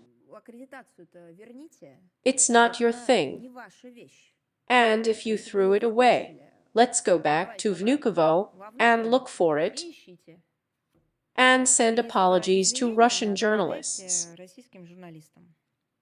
So, if you have everything, let's move on. Is the Media Corporation of China with us? Yes, hello. And today, we have two questions. Well, here's the first one. This year, Russia is chairing the BRICS under the motto of strengthening multilateralism for equitable global security development. But China, in turn, stands for an equal and orderly multipolar world, as well as for a generally accessible and inclusive economic globalization. So how do you see the similarity in the positions of the two countries? And how do you assess China's efforts in promoting a multipolar world and democratizing international relations, as well as in implementing genuine multilateralism? Well, I think that, of course, I will repeat. I am pleased to repeat this, but I think that you already know and are aware that Russian-Chinese relations play a stabilizing role in international affairs.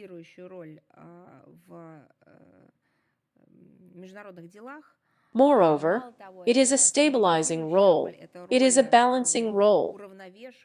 Indeed, in my opinion, this is to some extent the guarantor of international affairs. The approaches of our countries to the issues of a multipolar world order almost completely coincide. Moscow and Beijing are in favor of adapting the existing international system to polycentric realities, so that it is fairer, so that it is equal, so that it takes into account, at least strives to take into account, or does it the best aspirations and development needs of not Western states, but the world majority, so that the principles are defended not in words, but in deeds interstate interaction, such as, for example, respect for each side to choose its own development model.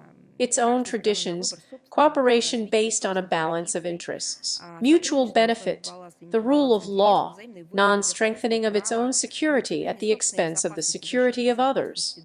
And let me also remind you that Russia and China do not accept any hegemony in world affairs.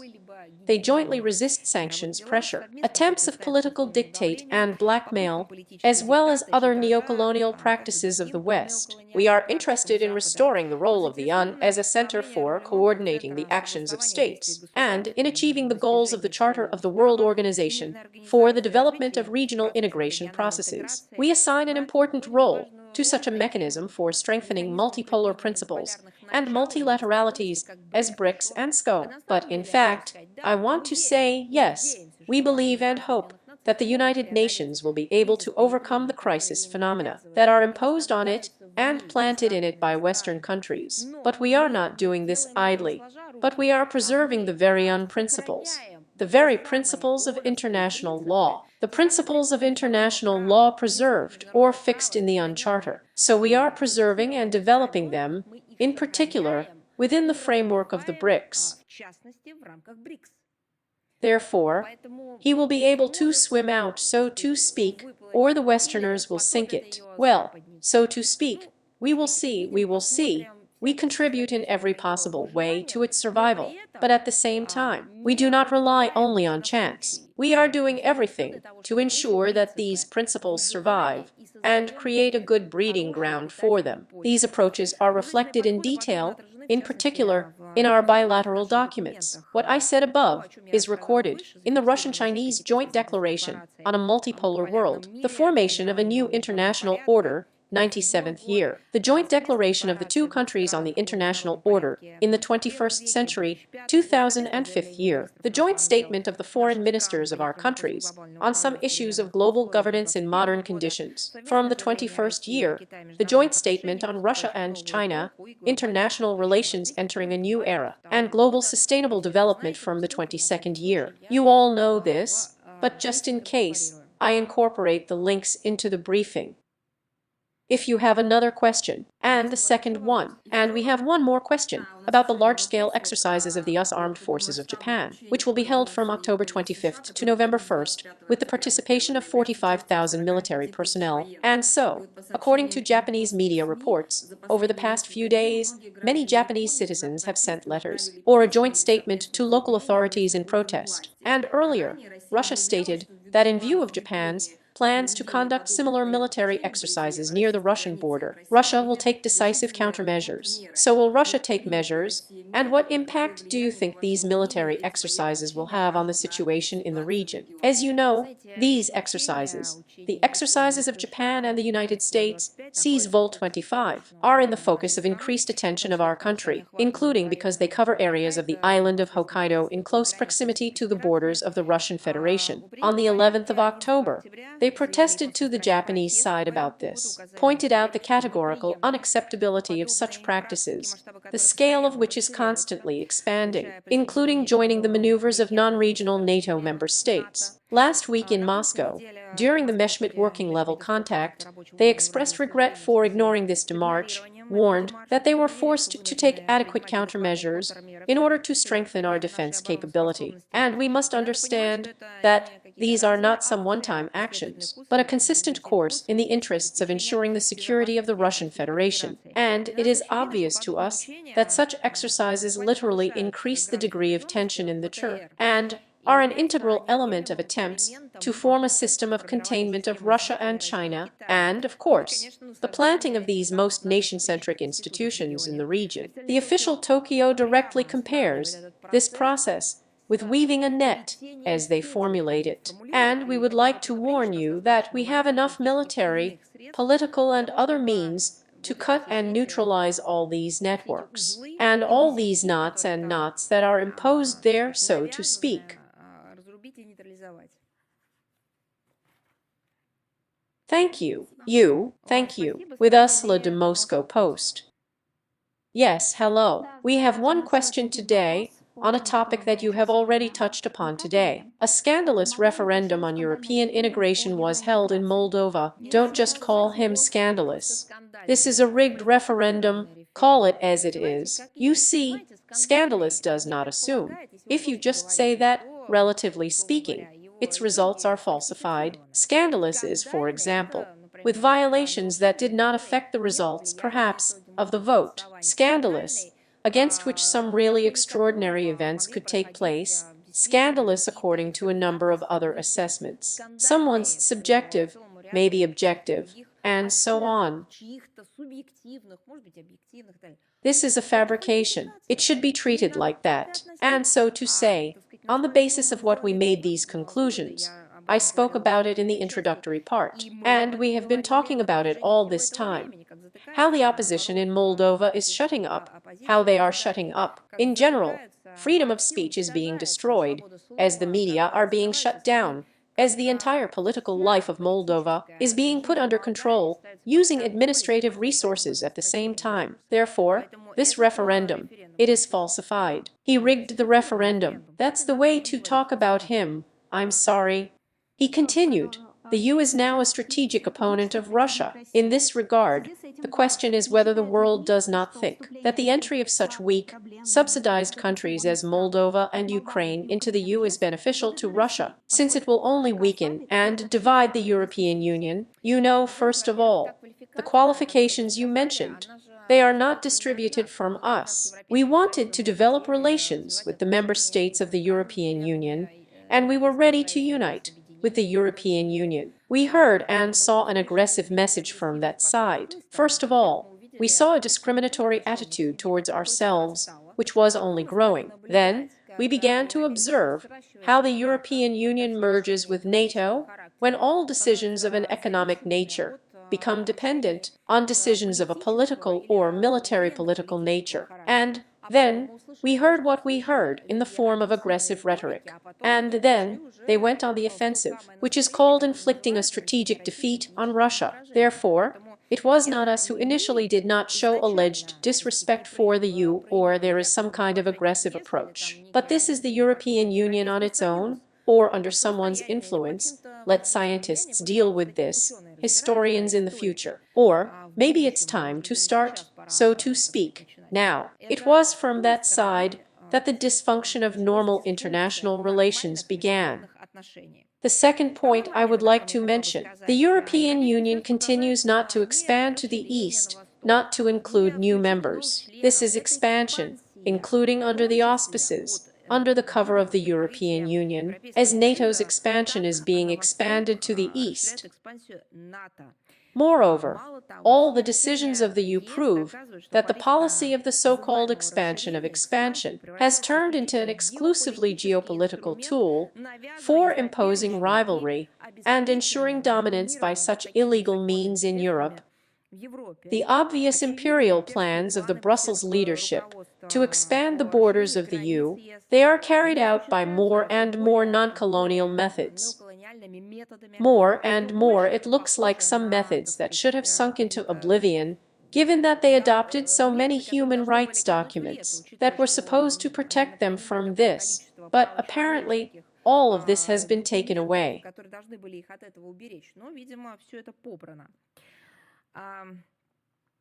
And first of all, a victim of these same geopolitical ambitions, which are based on imperial thinking, hegemonism, and, simply speaking, the desire to seize the entire resource base of states. Weak, problematic, subsidized countries are the first victims. Countries that were only in transit to build their statehood, countries that have never been independent states, which would just have to stand on the wing and strengthen their sovereignty, independence.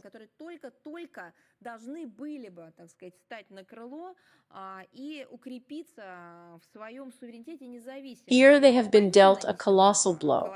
This is both Moldova and Ukraine. After all, look, no one is hiding Chisinau.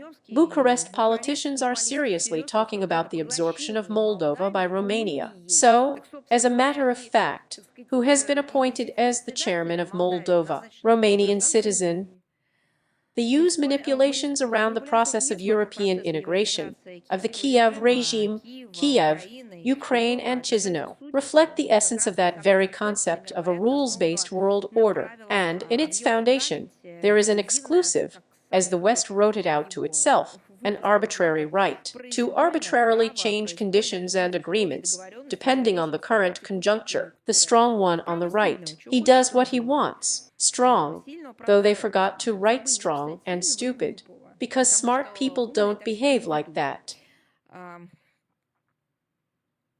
Stability and security, as well as confidence in the European Union on the part of the world majority. As a result of these new dividing lines drawn by the EU, Brussels will not increase in Europe.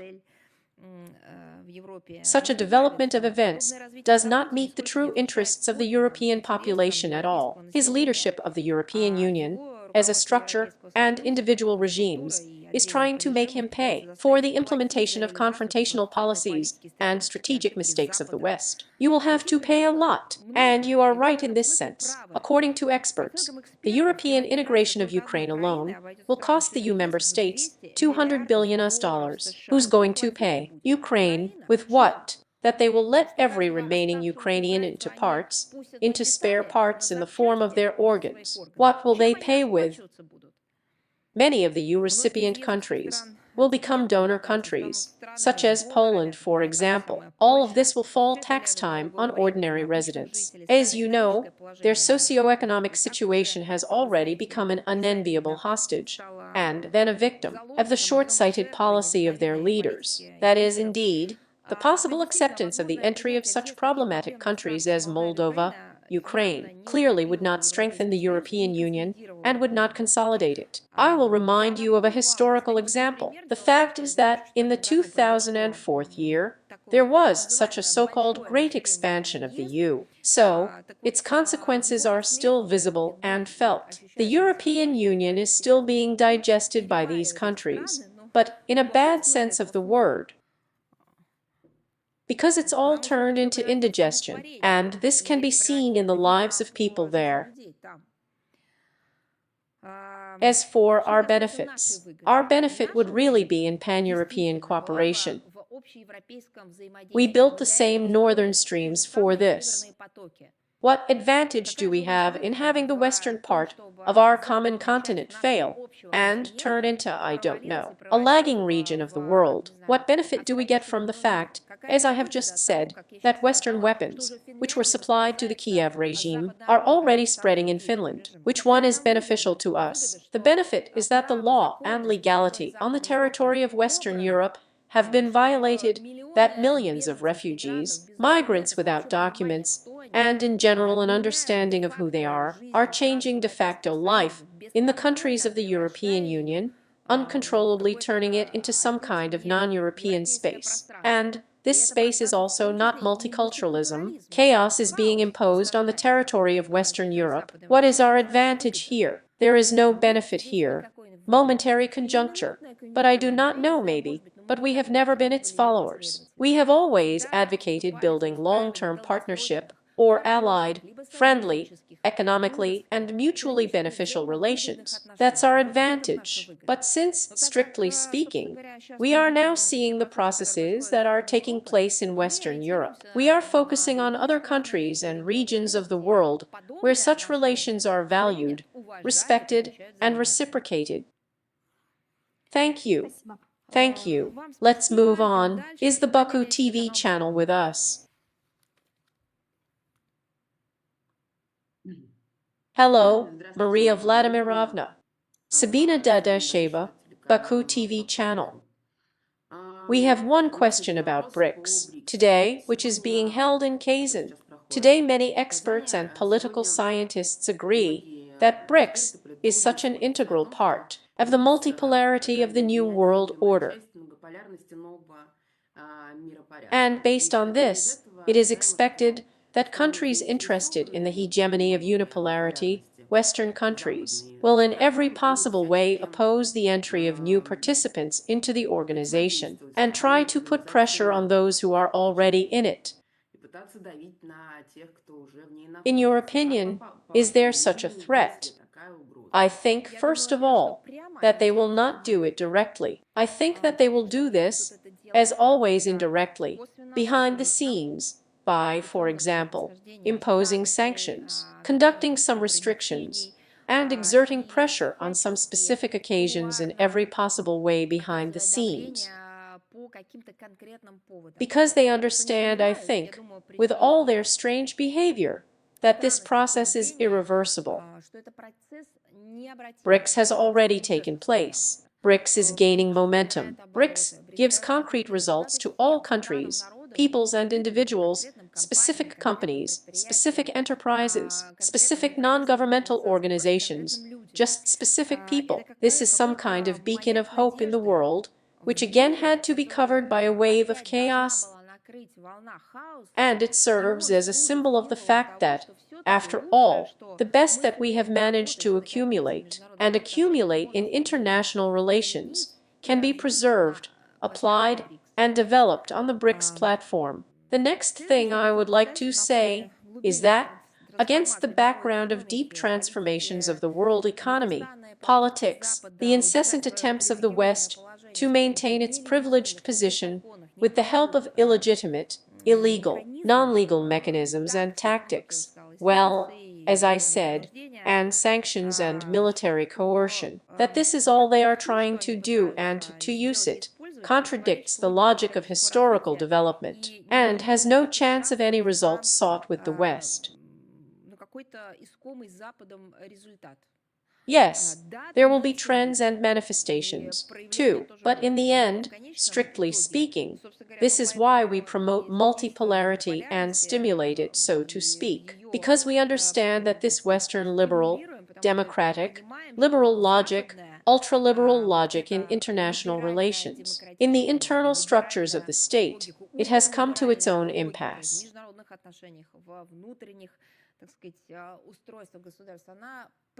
Accordingly, an alternative is needed. This is the alternative. Therefore, all they use is to contain the inevitable, and multipolarity, it is already gaining momentum. Therefore, although they will resist it, but it's all useless, and the movement from unipolarity towards a system with many poles, centers probably, it is better to say centers, civilized platforms, this, as we have repeatedly said, and cited facts in support of this concept. This is an objective process. It is rapidly gaining momentum. The economic potential is also growing, and with it, the desire to play an independent role in international affairs. New centers of power in Asia, Africa, Latin America, and the Middle East, formats that operate on the principles that I have already mentioned and are constantly talking about today, are in high demand. Mutual consideration of interests, respect, choice of one's own path, a positive agenda that looks to the future and not to the revanchism of the past. Well, as a matter of fact, BRICS is responsible for all this. There are more and more like-minded people who share a common mood for the formation of a non-aligned, more just, equal world, with a comprehensive architecture of international cooperation and, incidentally, the indivisibility of security. We are all waiting for the relevant statements of the leaders of the countries, who should tell about the result of their work, in both multilateral and bilateral formats in the RAICs. So let's wait for their ratings. Well, globally, I said about our approaches. Thank you. Thank you. Lenis is with us. Ru. Pavel Vladimirovna, Ness. Ru Portal, hello to you. Hello. We have 2 questions for you today. The first question is about Armenian affairs. Armenian Deputy Prime Minister Grigoryan said that the Trilateral Commission of Moscow, Baku from Yerevan, on unblocking regional communications has interrupted its meetings since there is no consensus on some issues.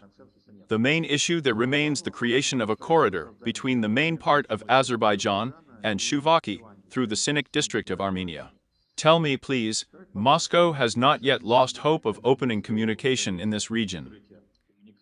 But I think it's not about hope or lack of it, but that you know mutually acceptable results, or achieve a mutually acceptable result. Find a mutually acceptable solution that would suit both Baku and Yerevan. In the framework of the trilateral working group co-chaired by the deputy prime ministers of Russia and Azerbaijan and Armenia, have been actively working all this time in this direction. And, as a matter of fact, we are ready to continue to provide comprehensive assistance to our partners. As we have already said, the whole region will benefit from unblocking transport communications. I would also like to draw your attention to the recent comment on this issue by Deputy Prime Minister of the Russian Federation, co-chairman of the Trilateral Working Group, Alexei Verchik. He stressed that, here is a direct quote, "Unblocking economic and transport corridors in the South Caucasus is possible only with the participation of Russia. Therefore, we are working in this direction." Okay, thank you for the answer. And we have one more question for you. We have already touched on the topic of Moldova today. We are interested in this nuance. A representative of the Interpolitical Service of the European Union of Tatarstan said that the vote was taking place in Moldova. He blames all the blame on Russia, says what happened in the conditions of unprecedented interference, his threats from Russia. He accused Moscow of buying votes, propaganda, and so on. And he said this while adding that the European Commission is still waiting for assessments from the observers of the OSCE mission. Here, but I have already made such judgments without waiting for the assessments. In your opinion, why is Brussels not waiting for assessments from its own OSCE mission, friendly to it? It is already coming with assessments. It seems to me that this is just a classic example of when from a sick head to a healthy one. Look, Moldova is led by a Romanian citizen and allegedly interferes in the internal affairs of Moldova of Russia. But this is absurd. Official delegations visited the territory of Moldova as part of Western countries, and European officials allegedly interfere in Russia. When was the last time that a Russian official delegation visited Moldova? Money was almost promised from a helicopter, not scattered. None of the Westerners scattered money, but it was European officials who promised to scatter it, the same Ursula von der Leyen, and Russia allegedly intervenes. Polling stations were reduced by the authorities, so to speak, and administrative resources on the territory of the Russian Federation, and a huge number of polling stations were opened on the territory of Western countries. And Russia allegedly intervenes anyway. Do you understand how it can be? Queues all over the world saw Moldovan citizens to their embassies. Well, probably, without presenting a Moldovan passport, they would not have been allowed to go there, to the territory of the Moldovan embassy, or to the polling stations opened by the Moldovan side there. In other words, these are clearly Moldovan citizens. Everyone has seen these queues. To stand such a queue, a person must have determination. And I can't say that the summer period is warm and the weather was hot, which meant staying in the fresh air.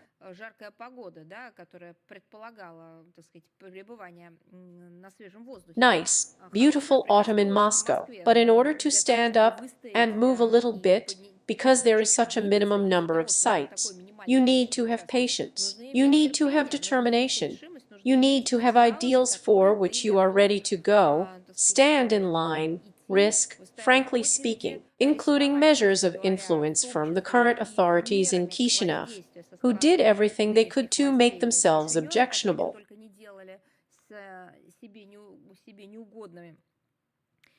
And, despite the fact that everyone saw these queues, and those wishing Moldovan citizens in Russia, and empty plots on the territory of Western countries were also shown, Russia allegedly intervenes anyway. I don't know. But on the other hand, what do we want if the terrorist regime in Kiev, which organizes concentration camps where civilians are driven, is considered by the same camp, by the same Westerners, as a beacon of democracy? Then, probably, their manipulation of public opinion has already reached some kind of apogee. Well, you know, when collaborators, when Nazi criminals are declared heroes, and monuments have been erected to them, including in the West, they are applauded by those who still live there to the present time. They are paid pensions. well then, it means that they are so able to brainwash their own population that it is possible to blame Russia for what happened in Moldova too. Now about who waited for whom there. It seems to me that Brussels did not need to wait for the OSCE/ODIHR assessments. The EU members, in fact, tried to publicly anticipate these assessments, since they are a political customer for the Bureau, and often themselves write the outline of this very electoral scenario, OPUS's results, as experts of the main teams of monitoring missions. The attempt to pin on us all the problems that the European Union faces, or those whom they lure there, they have constantly discarded, it seems to me, common sense and logic. There are no references to any professional data, ethics. There is nothing at all. There remained only Russophobia, which does not imply the need to present evidence. The failure of efforts to impose on the Moldovan people, required by Euro-Atlantic, from the point of view of the Atlantic curators of the election and referendum results, accompanied by gross violations of electoral norms, about which, in general, not a bad word is said in the West, only they are taken care of and cared for. It seems so obvious and shameful that it made European officials, but, in my opinion, very nervous, because the falsification of the referendum could not be hidden. It became clear to everyone.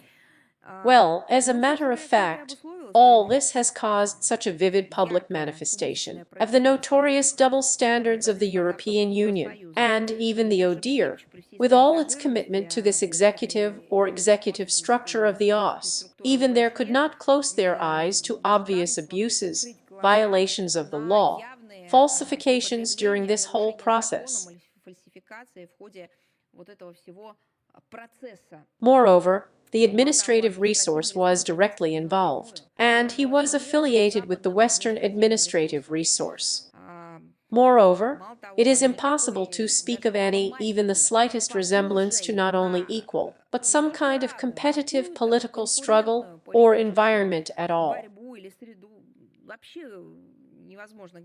There are no people who could freely openly express their opinions, their views, equally with these representatives of the Sandu authorities.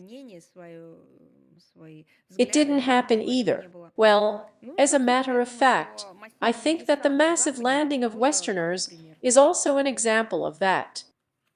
Thank you very much. Thank you. CBC TV is with us. Hello, Maria Vladimirovna. Yes, hello. Stebby C. Diamond Islamova. Our question, the other day, the honorary chairman of the ruling Georgian Dream Democratic Georgia Party, Benzina Ivanishvili, said that a high-ranking Western official suggested that former Georgian Prime Minister Irakli Karibashvili start a war with Russia. Georgia also accuses the West of trying to interfere in the upcoming parliamentary elections. What is the ultimate goal pursued by the West with its actions in the South Caucasus? A few goals, but they are one in. This is a single picture that consists of several puzzles. The first is to preserve the hegemony, that is, the ability to manage processes. The second is to inflict, as they say, a strategic defeat, damage to our country, control resources, manipulate the situation to your advantage, and, of course, endlessly destabilize the situation in the region. Again, see point 1, in order to control the situation, manage resources and benefit. And for this they are ready for anything, including they are ready to unleash new wars, they are ready to activate old conflicts. I'm not talking about interference in the affairs of sovereign states, because they do it continuously. Therefore, it seems to me that this is an excellent proof of the true goals of the West.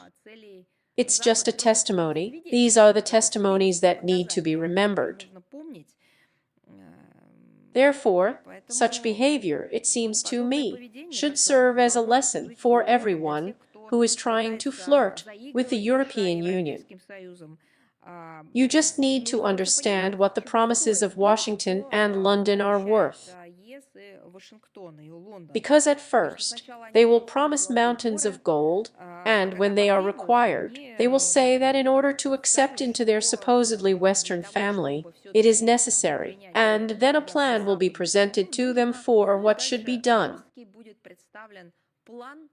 To give up sovereignty independence. Well, de facto, that is, de jure it will remain. To reassign economic flows, resources I don't know, to carry out not only unpopular reforms, but killing domestic industry, production, economy, laws, well, and redistribute everything in favor of the West. Thank you very much. Thank you. Lee Elmedine is with us. Yes, good afternoon. Yes, hello. From Kazan to the BRICS Summit, the war in the Middle East is among the main issues.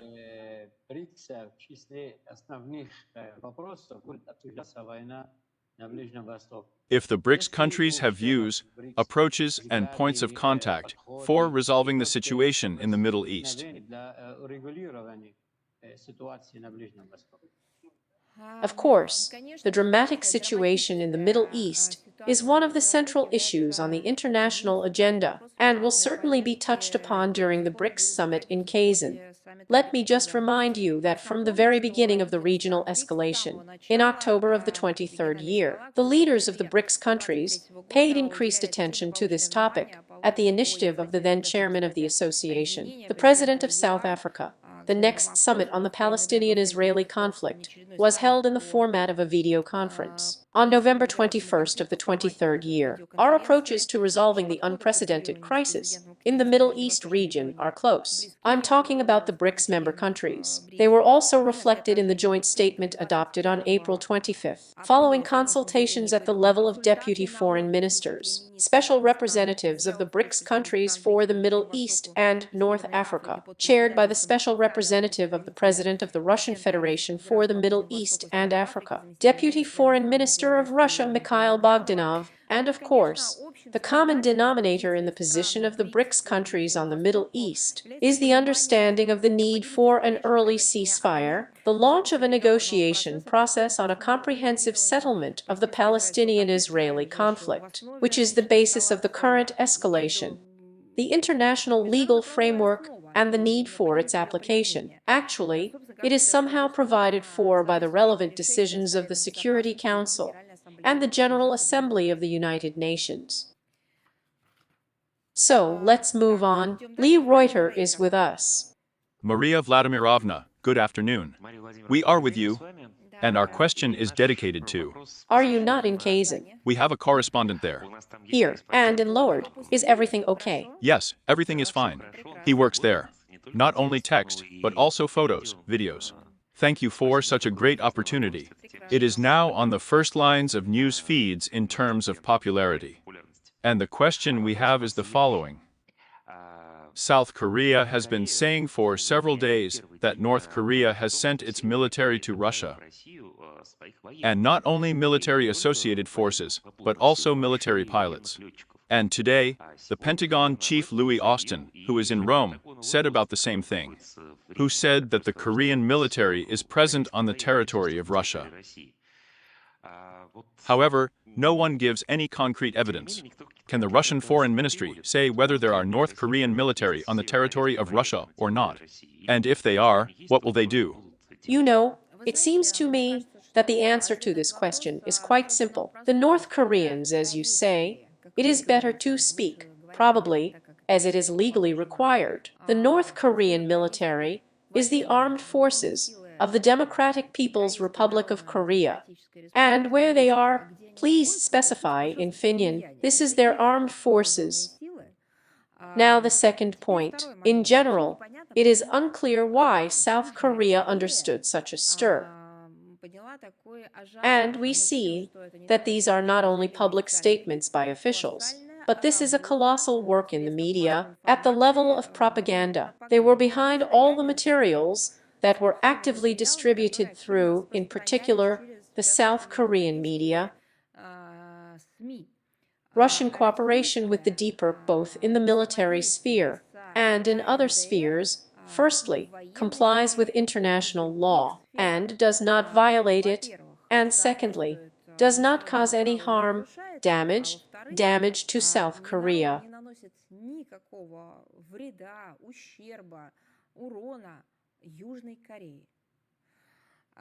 Why there is such a stir on the part of Seoul, it is completely unclear. And it was provoked precisely by the information that you mentioned, disseminated at the request of the official authorities of the Republic of Korea. It seems to me that it is also necessary to address a question to Seoul. Why do they care so much? Well, let's connect the logic, as it were. Why do they care where, so to speak, the North Korean is located?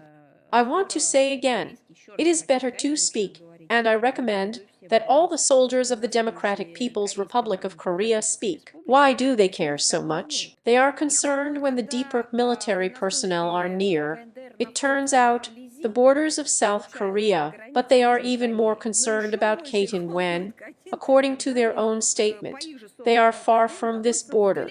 But somehow we have to decide already. Let them comment on it themselves in Seoul, if they deem it necessary, if you are interested in it. You know, following the chain of events, it is not difficult to notice who initiated all these stuffing, hype, all these information waves, and for what purposes.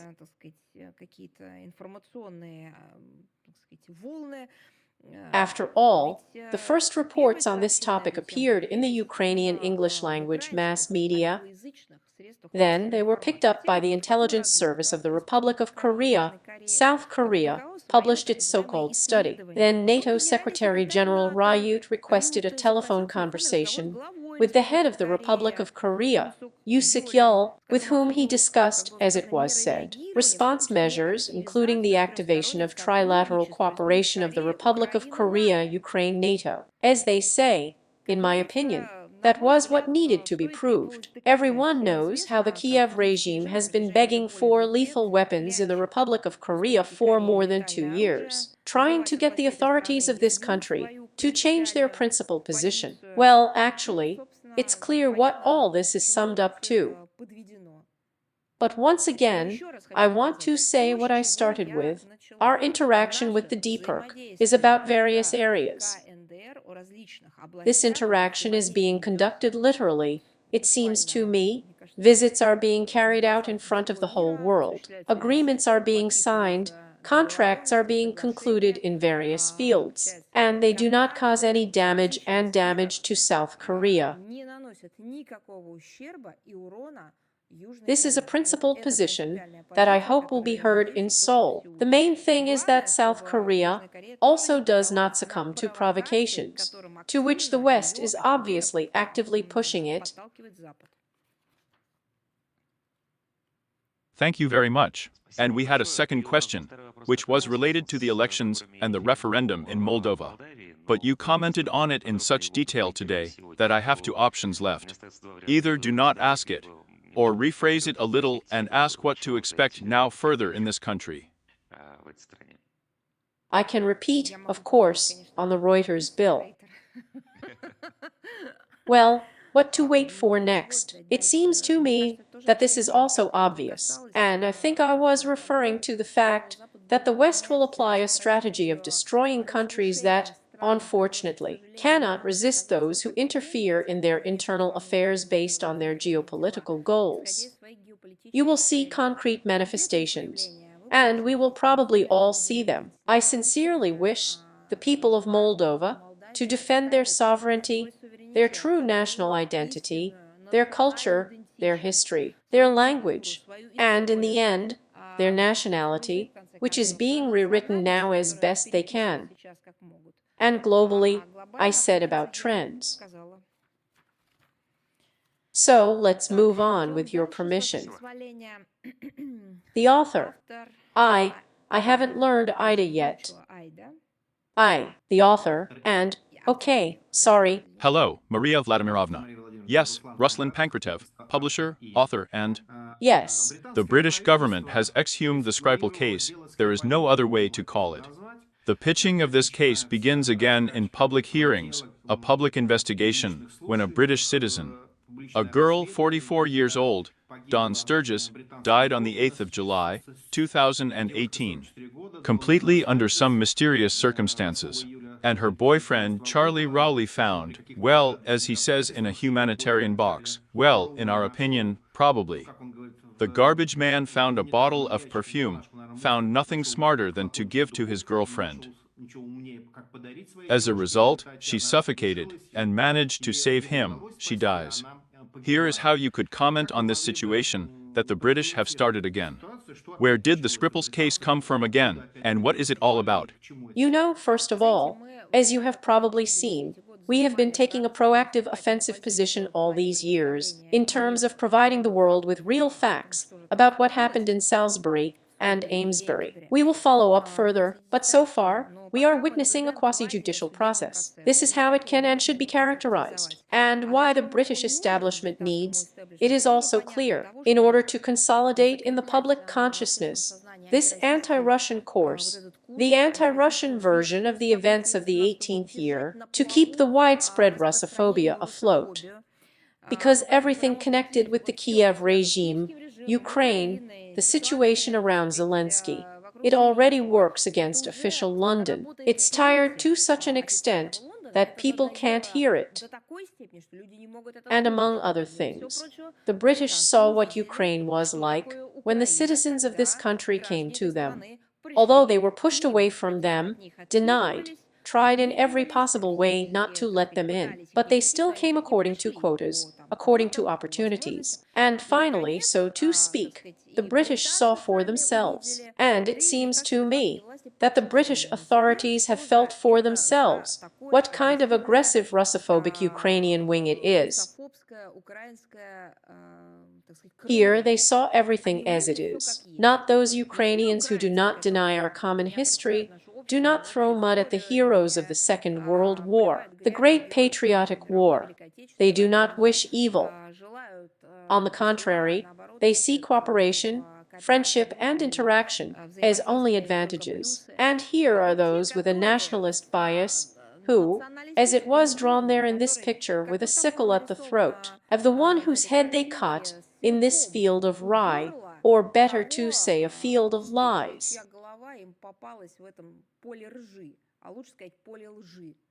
They saw it for themselves, so it's useless to tell them about some mythical fighter against democracy. It doesn't work anymore, as in fact Bin Laden was at one time, whom on the one hand the Anglo-Saxon tabloids printed, as it was written there, a warrior who embarked on the path of democracy, and then he turned out to be a terrorist, as it was said, with the West #1. It's the same here, you see, from a warrior or a democratic reformer there, having turned into a warrior for Western values. Zelensky and this whole junta have slipped to the level of ordinary terrorists, criminals, drug lords, representatives of an international drug cartel, who are engaged in all kinds of international crime.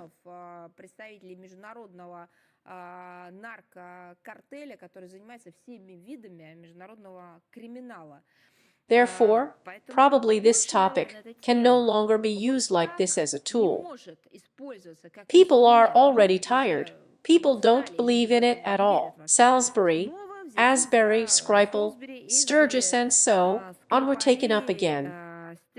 Here we really saw another attempt to link what happened in Amesbury with the provocation around the Skripals. But apparently, again, it is necessary to escalate anti-Russian sentiments in the British community. And then, after all, we are talking about a British citizen who died. After all, there seems to be at least some kind of legal procedure to be followed in terms of understanding what happened to her. Despite all the engagement, the representatives of the investigation had to pay attention to the obvious inconsistencies of the British version of the Skripal case, which we have been talking about all these years. In addition, they are set out in the material posted on the website of the Russian Embassy in London, which is called Salisbury, questions that remain unanswered. We will definitely make the link available in today's briefing. All of this has a politicized, opaque nature, and all this eloquently suggests that the British authorities are not interested in a fair, impartial trial of the Skripals. They are deliberately delaying the investigation itself. They are leading all this on a false trail, politicizes the issue. Well, as a matter of fact, all this points to the obviously ordered nature of what happened and obviously suggests that the true purpose of all that was invented then under Theresa May is to damage the international reputation of our country and bilateral ties. And I want to say more. Listen, no one in Britain still knows what happened with Princess Diana. How many versions? How long does the investigation last? How many alternative versions and conclusions have been made? There have been so many accusations of incompetence or deliberately bringing the case to a standstill. People still don't understand what happened there. Some witnesses disappearing or forgetting everything, lack of evidence, facts, and so on. This was their figure. Well, if not to say number one in the hierarchy, then number one from the point of view of public interest. And that's it. One day in the Paris tunnel, something that aroused increased interest among everyone ended. The interest remained, but there were no traces to be found.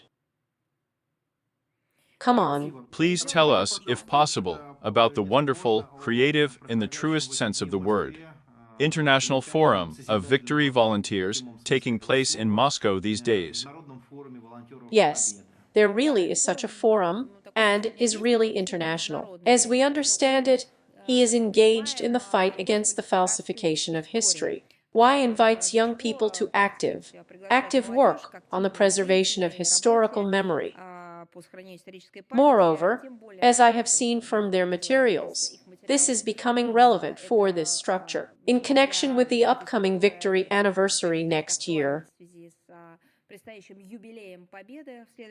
the forum takes place just these days, from the 21st to the 23rd of October, and its main goal is to train regional and international teams of the training centers of the International Volunteer Corps for the 80th anniversary of victory in the Great Patriotic War and World War II. About 300 participants from all over Russia, more than 30 foreign countries also sent their representatives.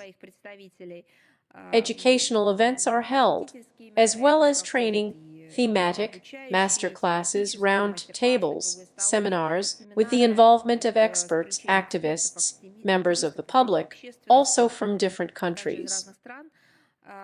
But this is not the first time that the forum has been working.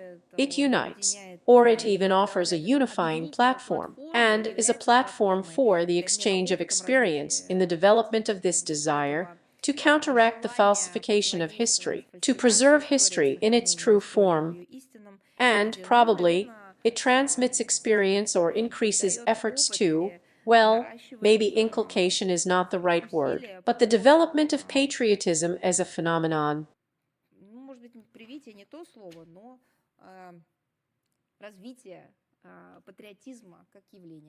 Thank you very much. Thank you. Thank you. The Yonhap News Agency is with us.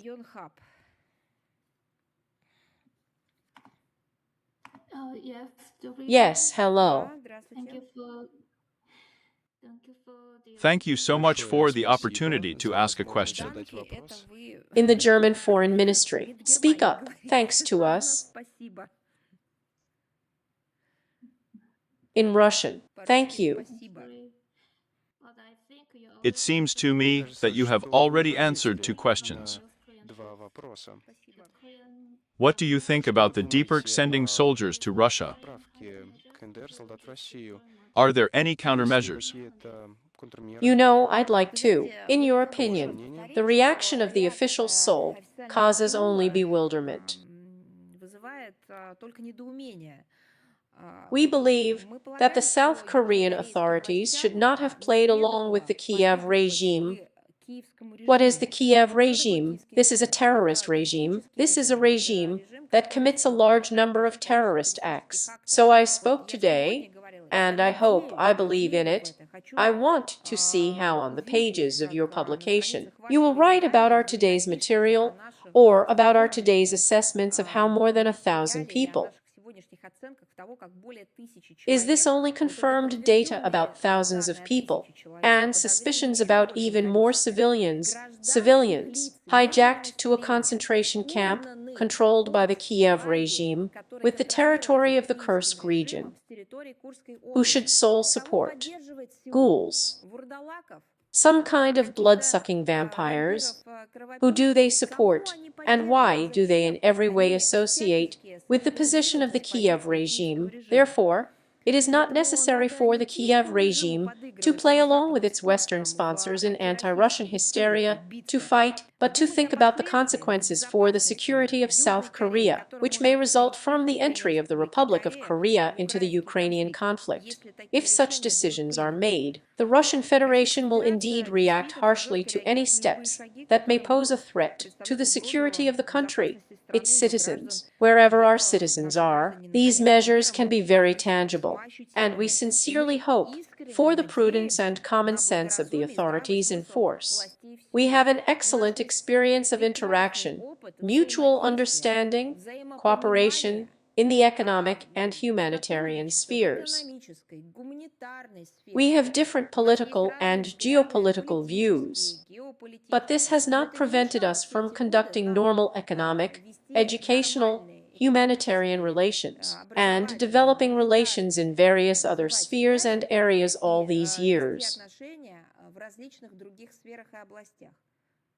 Why does South Korea need to succumb to obvious Western provocations now? Now, if you bring this to Seoul, if you write about it, it will be wonderful, because at least the audience of South Korea should know the truth, should know our position, should understand the motivation for the actions of the Russian Federation and the arguments of official Moscow. And if you publish only news from Washington, then, of course, the citizens of South Korea will not be able to understand what is really happening. We have the Kiev regime committing terrorist attacks every day in our country. They send kamikaze drones to kindergartens, hospitals, schools, and civilian cars. How many times they tried to blow up the Crimean Bridge, how many children have died over the years. After all, not only since the 22nd year, since the 2014, how many children have died? Donbass, Donetsk, Lugansk, and other regions. How many lives were taken by the Kiev regime of ordinary civilians? After all, no one in South Korea talks about it like this. Only when it concerns purely South Korean interests, suddenly questions begin.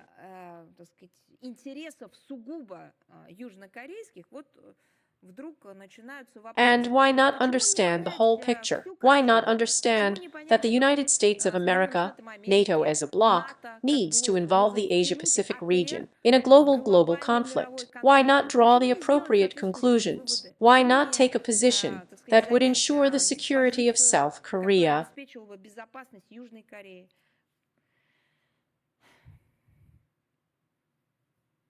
If you have no more questions, then go ahead.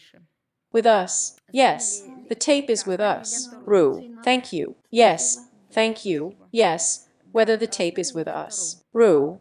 Maria Vladimirovna, good afternoon. A couple of questions. Let's start with this. On the 21st of October, the publication of The Politician released the material. In the European Union, on the issue of the possible sending of the U's creative incident to Ukraine after the end of the conflict, and also the United States about the need to deploy contingents under the U's guide and not on the tragedy of the United States.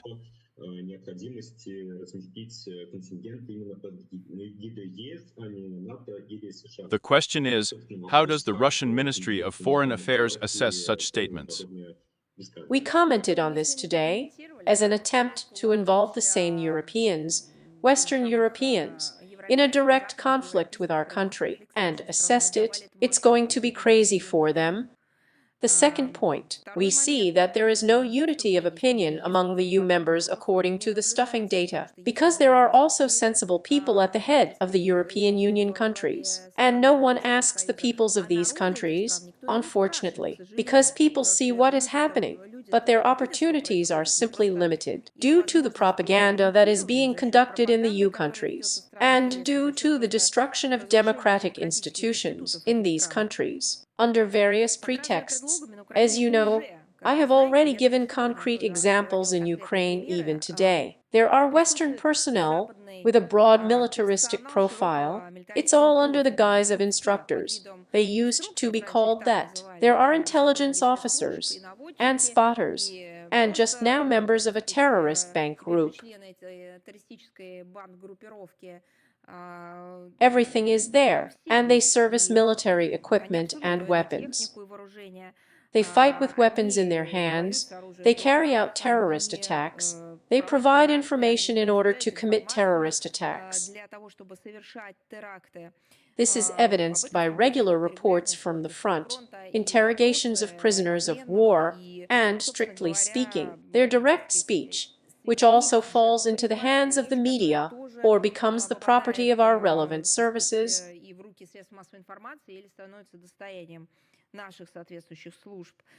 Among other things, periodically we hear and see the hysteria in which Westerners fight when they receive their soldiers of fortune, but in a less combat-ready state back home.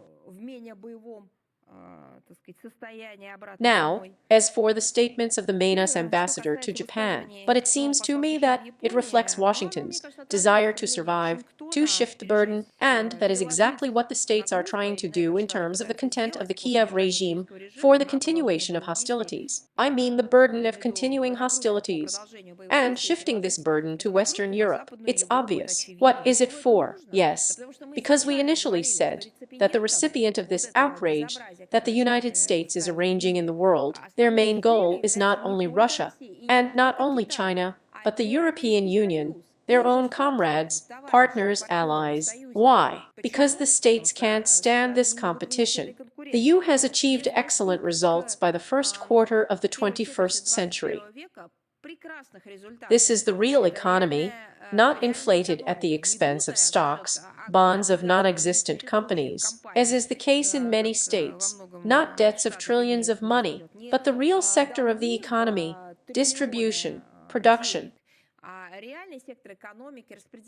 There are different ways to treat it, but it worked, and these are real results. Real resources, including those obtained from our country, are of a long-term nature, supplied at fixed prices, at prices that reflected our interests, and were profitable for Western Europe. And most importantly, the possibility of planning, with the availability of such resources, growth rates, adjustments appropriate from some emergency situations. All of this was a reliable safety net that allowed the European Union to become a leader. This state could not survive, and accordingly, this, as it were, a blow from the side.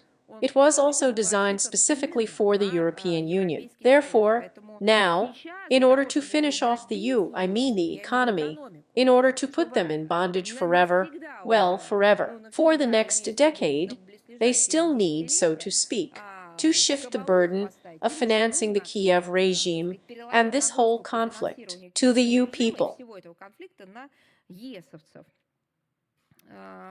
And among other things, fix the EU as a lifelong satellite of the United States, not your own association, not your own organization, but so that it will always be prestigious. Through NATO, or just directly through the Washington-Brussels bundle, and unequal, and so on a leash. But all these arguments of the West about what scenarios the situation will develop according to, as they say, after the end of the conflict, I think that in general, it is not even necessary to look here. The West bears direct full responsibility for turning Ukraine into an instrument of battle, or into an instrument of waging war against our country. turning Ukraine into a battlefield against Russia. They failed to make an anti-Russia like this, which would perceive our common history in a distorted form. I would almost act on our behalf as having and appropriating the right to broadcast all over the world on behalf of Russia.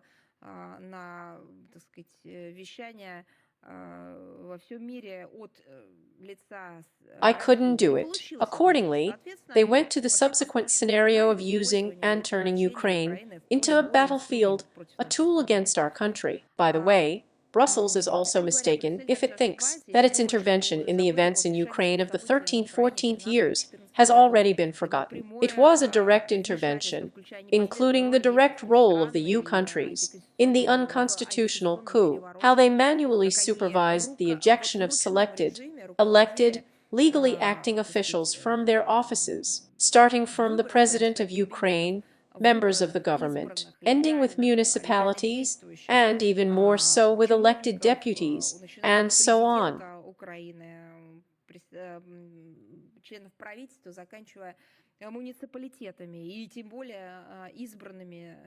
And the history of the next 8 years is replete with facts of support and patronage of the Kiev regime's bloody crimes against Russian-speaking residents of Ukraine, and peaceful Donbass, genocide of the Russian-speaking population, and the taxpayers of the country will remember for a long time the tens of billions of euros that Brussels has spent over the past 10 years pumping up the Kiev regime with weapons, with the main goal of trying to inflict a strategic defeat on Russia with the hands of Ukrainians, as they say, and kill as many Russians as possible both in Russia, in Ukraine, and Russian-speaking, and so on. But in fact, you citizens will remember how their well-being was destroyed for their own money. Yes, we see how today the EU is doing everything, and even more possible, it seems to me, to prolong hostilities, to expand geography, through political, military support for the anti-Russian terror of the Ukrainian regime.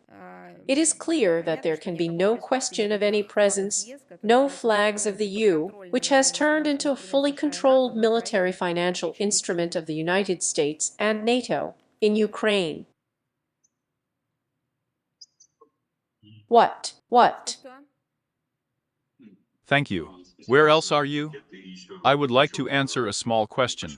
Recently, an unannounced visit of the Minister of Defense descended to Kiev and, according to Vladimir Zelensky, it seems that the possibility of carrying out weapons strikes on military facilities on the territory of Russia was discussed. Actually, how does the championship assess Ukraine's attempts to obtain permission for strikes, and what has changed in this matter recently? Well, I just commented on this topic today, too. This will mean the direct involvement of NATO countries in the conflict. What will follow, I am aware of even the hottest, or maybe even the heads in the West, that have long since cooled down, in a bad sense of the word.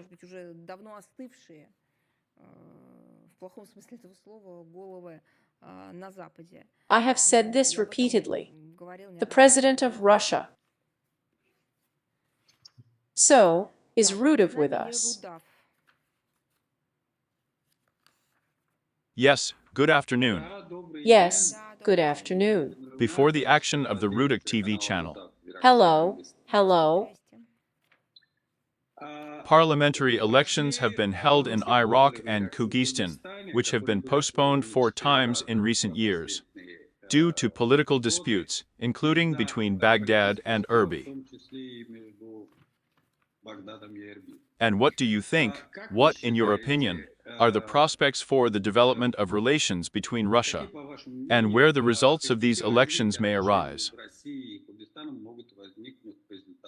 But we believe that the next parliamentary elections held in Iraq, I mean in the Kurdish autonomous region of Iraq, are a step in the right direction.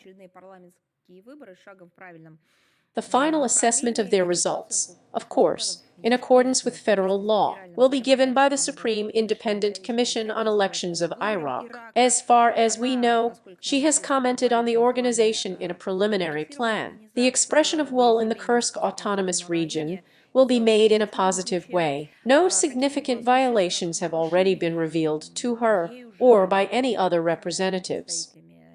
Residents of Iraqi Kurdistan who wished to vote were able to exercise their rights in full. The turnout was high overall, at about over 70%. Moreover, it is also characterized as a record high. It seems to me that this all lays such a good solid foundation for the subsequent progressive development of this Iraqi region in conditions of the necessary political stability for this. This, in turn, will further strengthen our diverse interaction with the Kurdish Autonomous Region and Iraq, of course, as a whole. Therefore, I think that it is not necessary to tell me that there is such an interest on our part. I think you are well aware of this from the concrete facts of cooperation. Thank you. Whack, thank you. Greater Asia is with us. Good afternoon, Maria Vladimirovna. Good afternoon, colleagues. Hello, Ina Fernandez, TV channel Greater Asia. Maria Vladimirovna, you have already partially touched upon the topic of our question. It concerns the relations between North and South Korea. We would like to clarify a point. Last week, we observed another round of escalation of tension on the Korean peninsula. How does the Russian Foreign Ministry assess the current situation, and can it be called a regular one, or does it demonstrate more serious changes in the Korean dossier and indicates that Pyongyang has abandoned one of the fundamental foundations of the DPRK ideology, the task of uniting Korea? Well, thank you. Let's start with the second part of the question. This is already a fait accompli. I mean the refusal of Pyongyang from the task of unification. We proceed from the fact that the introduction of conceptual changes by the DPRK in its legislation, its political course towards the Republic of Korea, is the sovereign right of this state, and is caused, as it was said, by the need to take into account the new geopolitical reality. It has already become the result of machinations, manipulations and provocations on the part of Washington. And now let's look at this geopolitical reaction. Answering your first question, this is the direction in which the situation and the event are developing on the Korean peninsula today, which cannot but cause serious concern. We regularly comment on this. We are talking about an escalation of tension artificially inflated. This, forgive me, is not some kind of emergency that was not man-made and is associated with some man-made disasters. This is all Washington is doing to inflate the conflict in this part of the world as well. Because of, in general, such a sleeping mode, from the mode, well, in general, plus or minus silence, to bring it into a state like this, you know, an awakened volcano and boiling lava. The fact that we are happening now, this escalation is abnormal. I will repeat once again, yes, it can be considered as such in the States or Washington's allies, who, under the pretext of certain threats, implement plans for strategic deterrence of countries they do not like, in the spirit of bloc confrontation. But we are well aware that we are talking about their man-made provocations to clash the countries of the region. And the pictures here are naturally much broader. This is not only Pyongyang's forces, it is also Tokyo and all the countries that are being drawn in by the states, which in general should not be in command here in this region. But they do not think so and are drawing more and more countries, including in the Asia-Pacific region, into their provocative plans and scenarios. For what? But, in my opinion, it is clear the crisis state of the American economy, the complete ideological deadlock in domestic political life, the monstrous fragmentation of American society. It is not just fragmented, but it is antagonistic. This, in principle, all characterizes the state of some kind of civil confrontation. There is such a deep hatred of people who are inside the United States, on different sides of the domestic political barricades. The way out of this, as always, they believe, can be found only in the global conflict. The confrontation does not want to be called a world war, but they are pushing the world towards this. It's obvious. Thank you very much. Thank you. If we have any more questions, if we don't have any questions, I see that we seem to have answered everything. Then I say goodbye to you. Until next time. Well-being.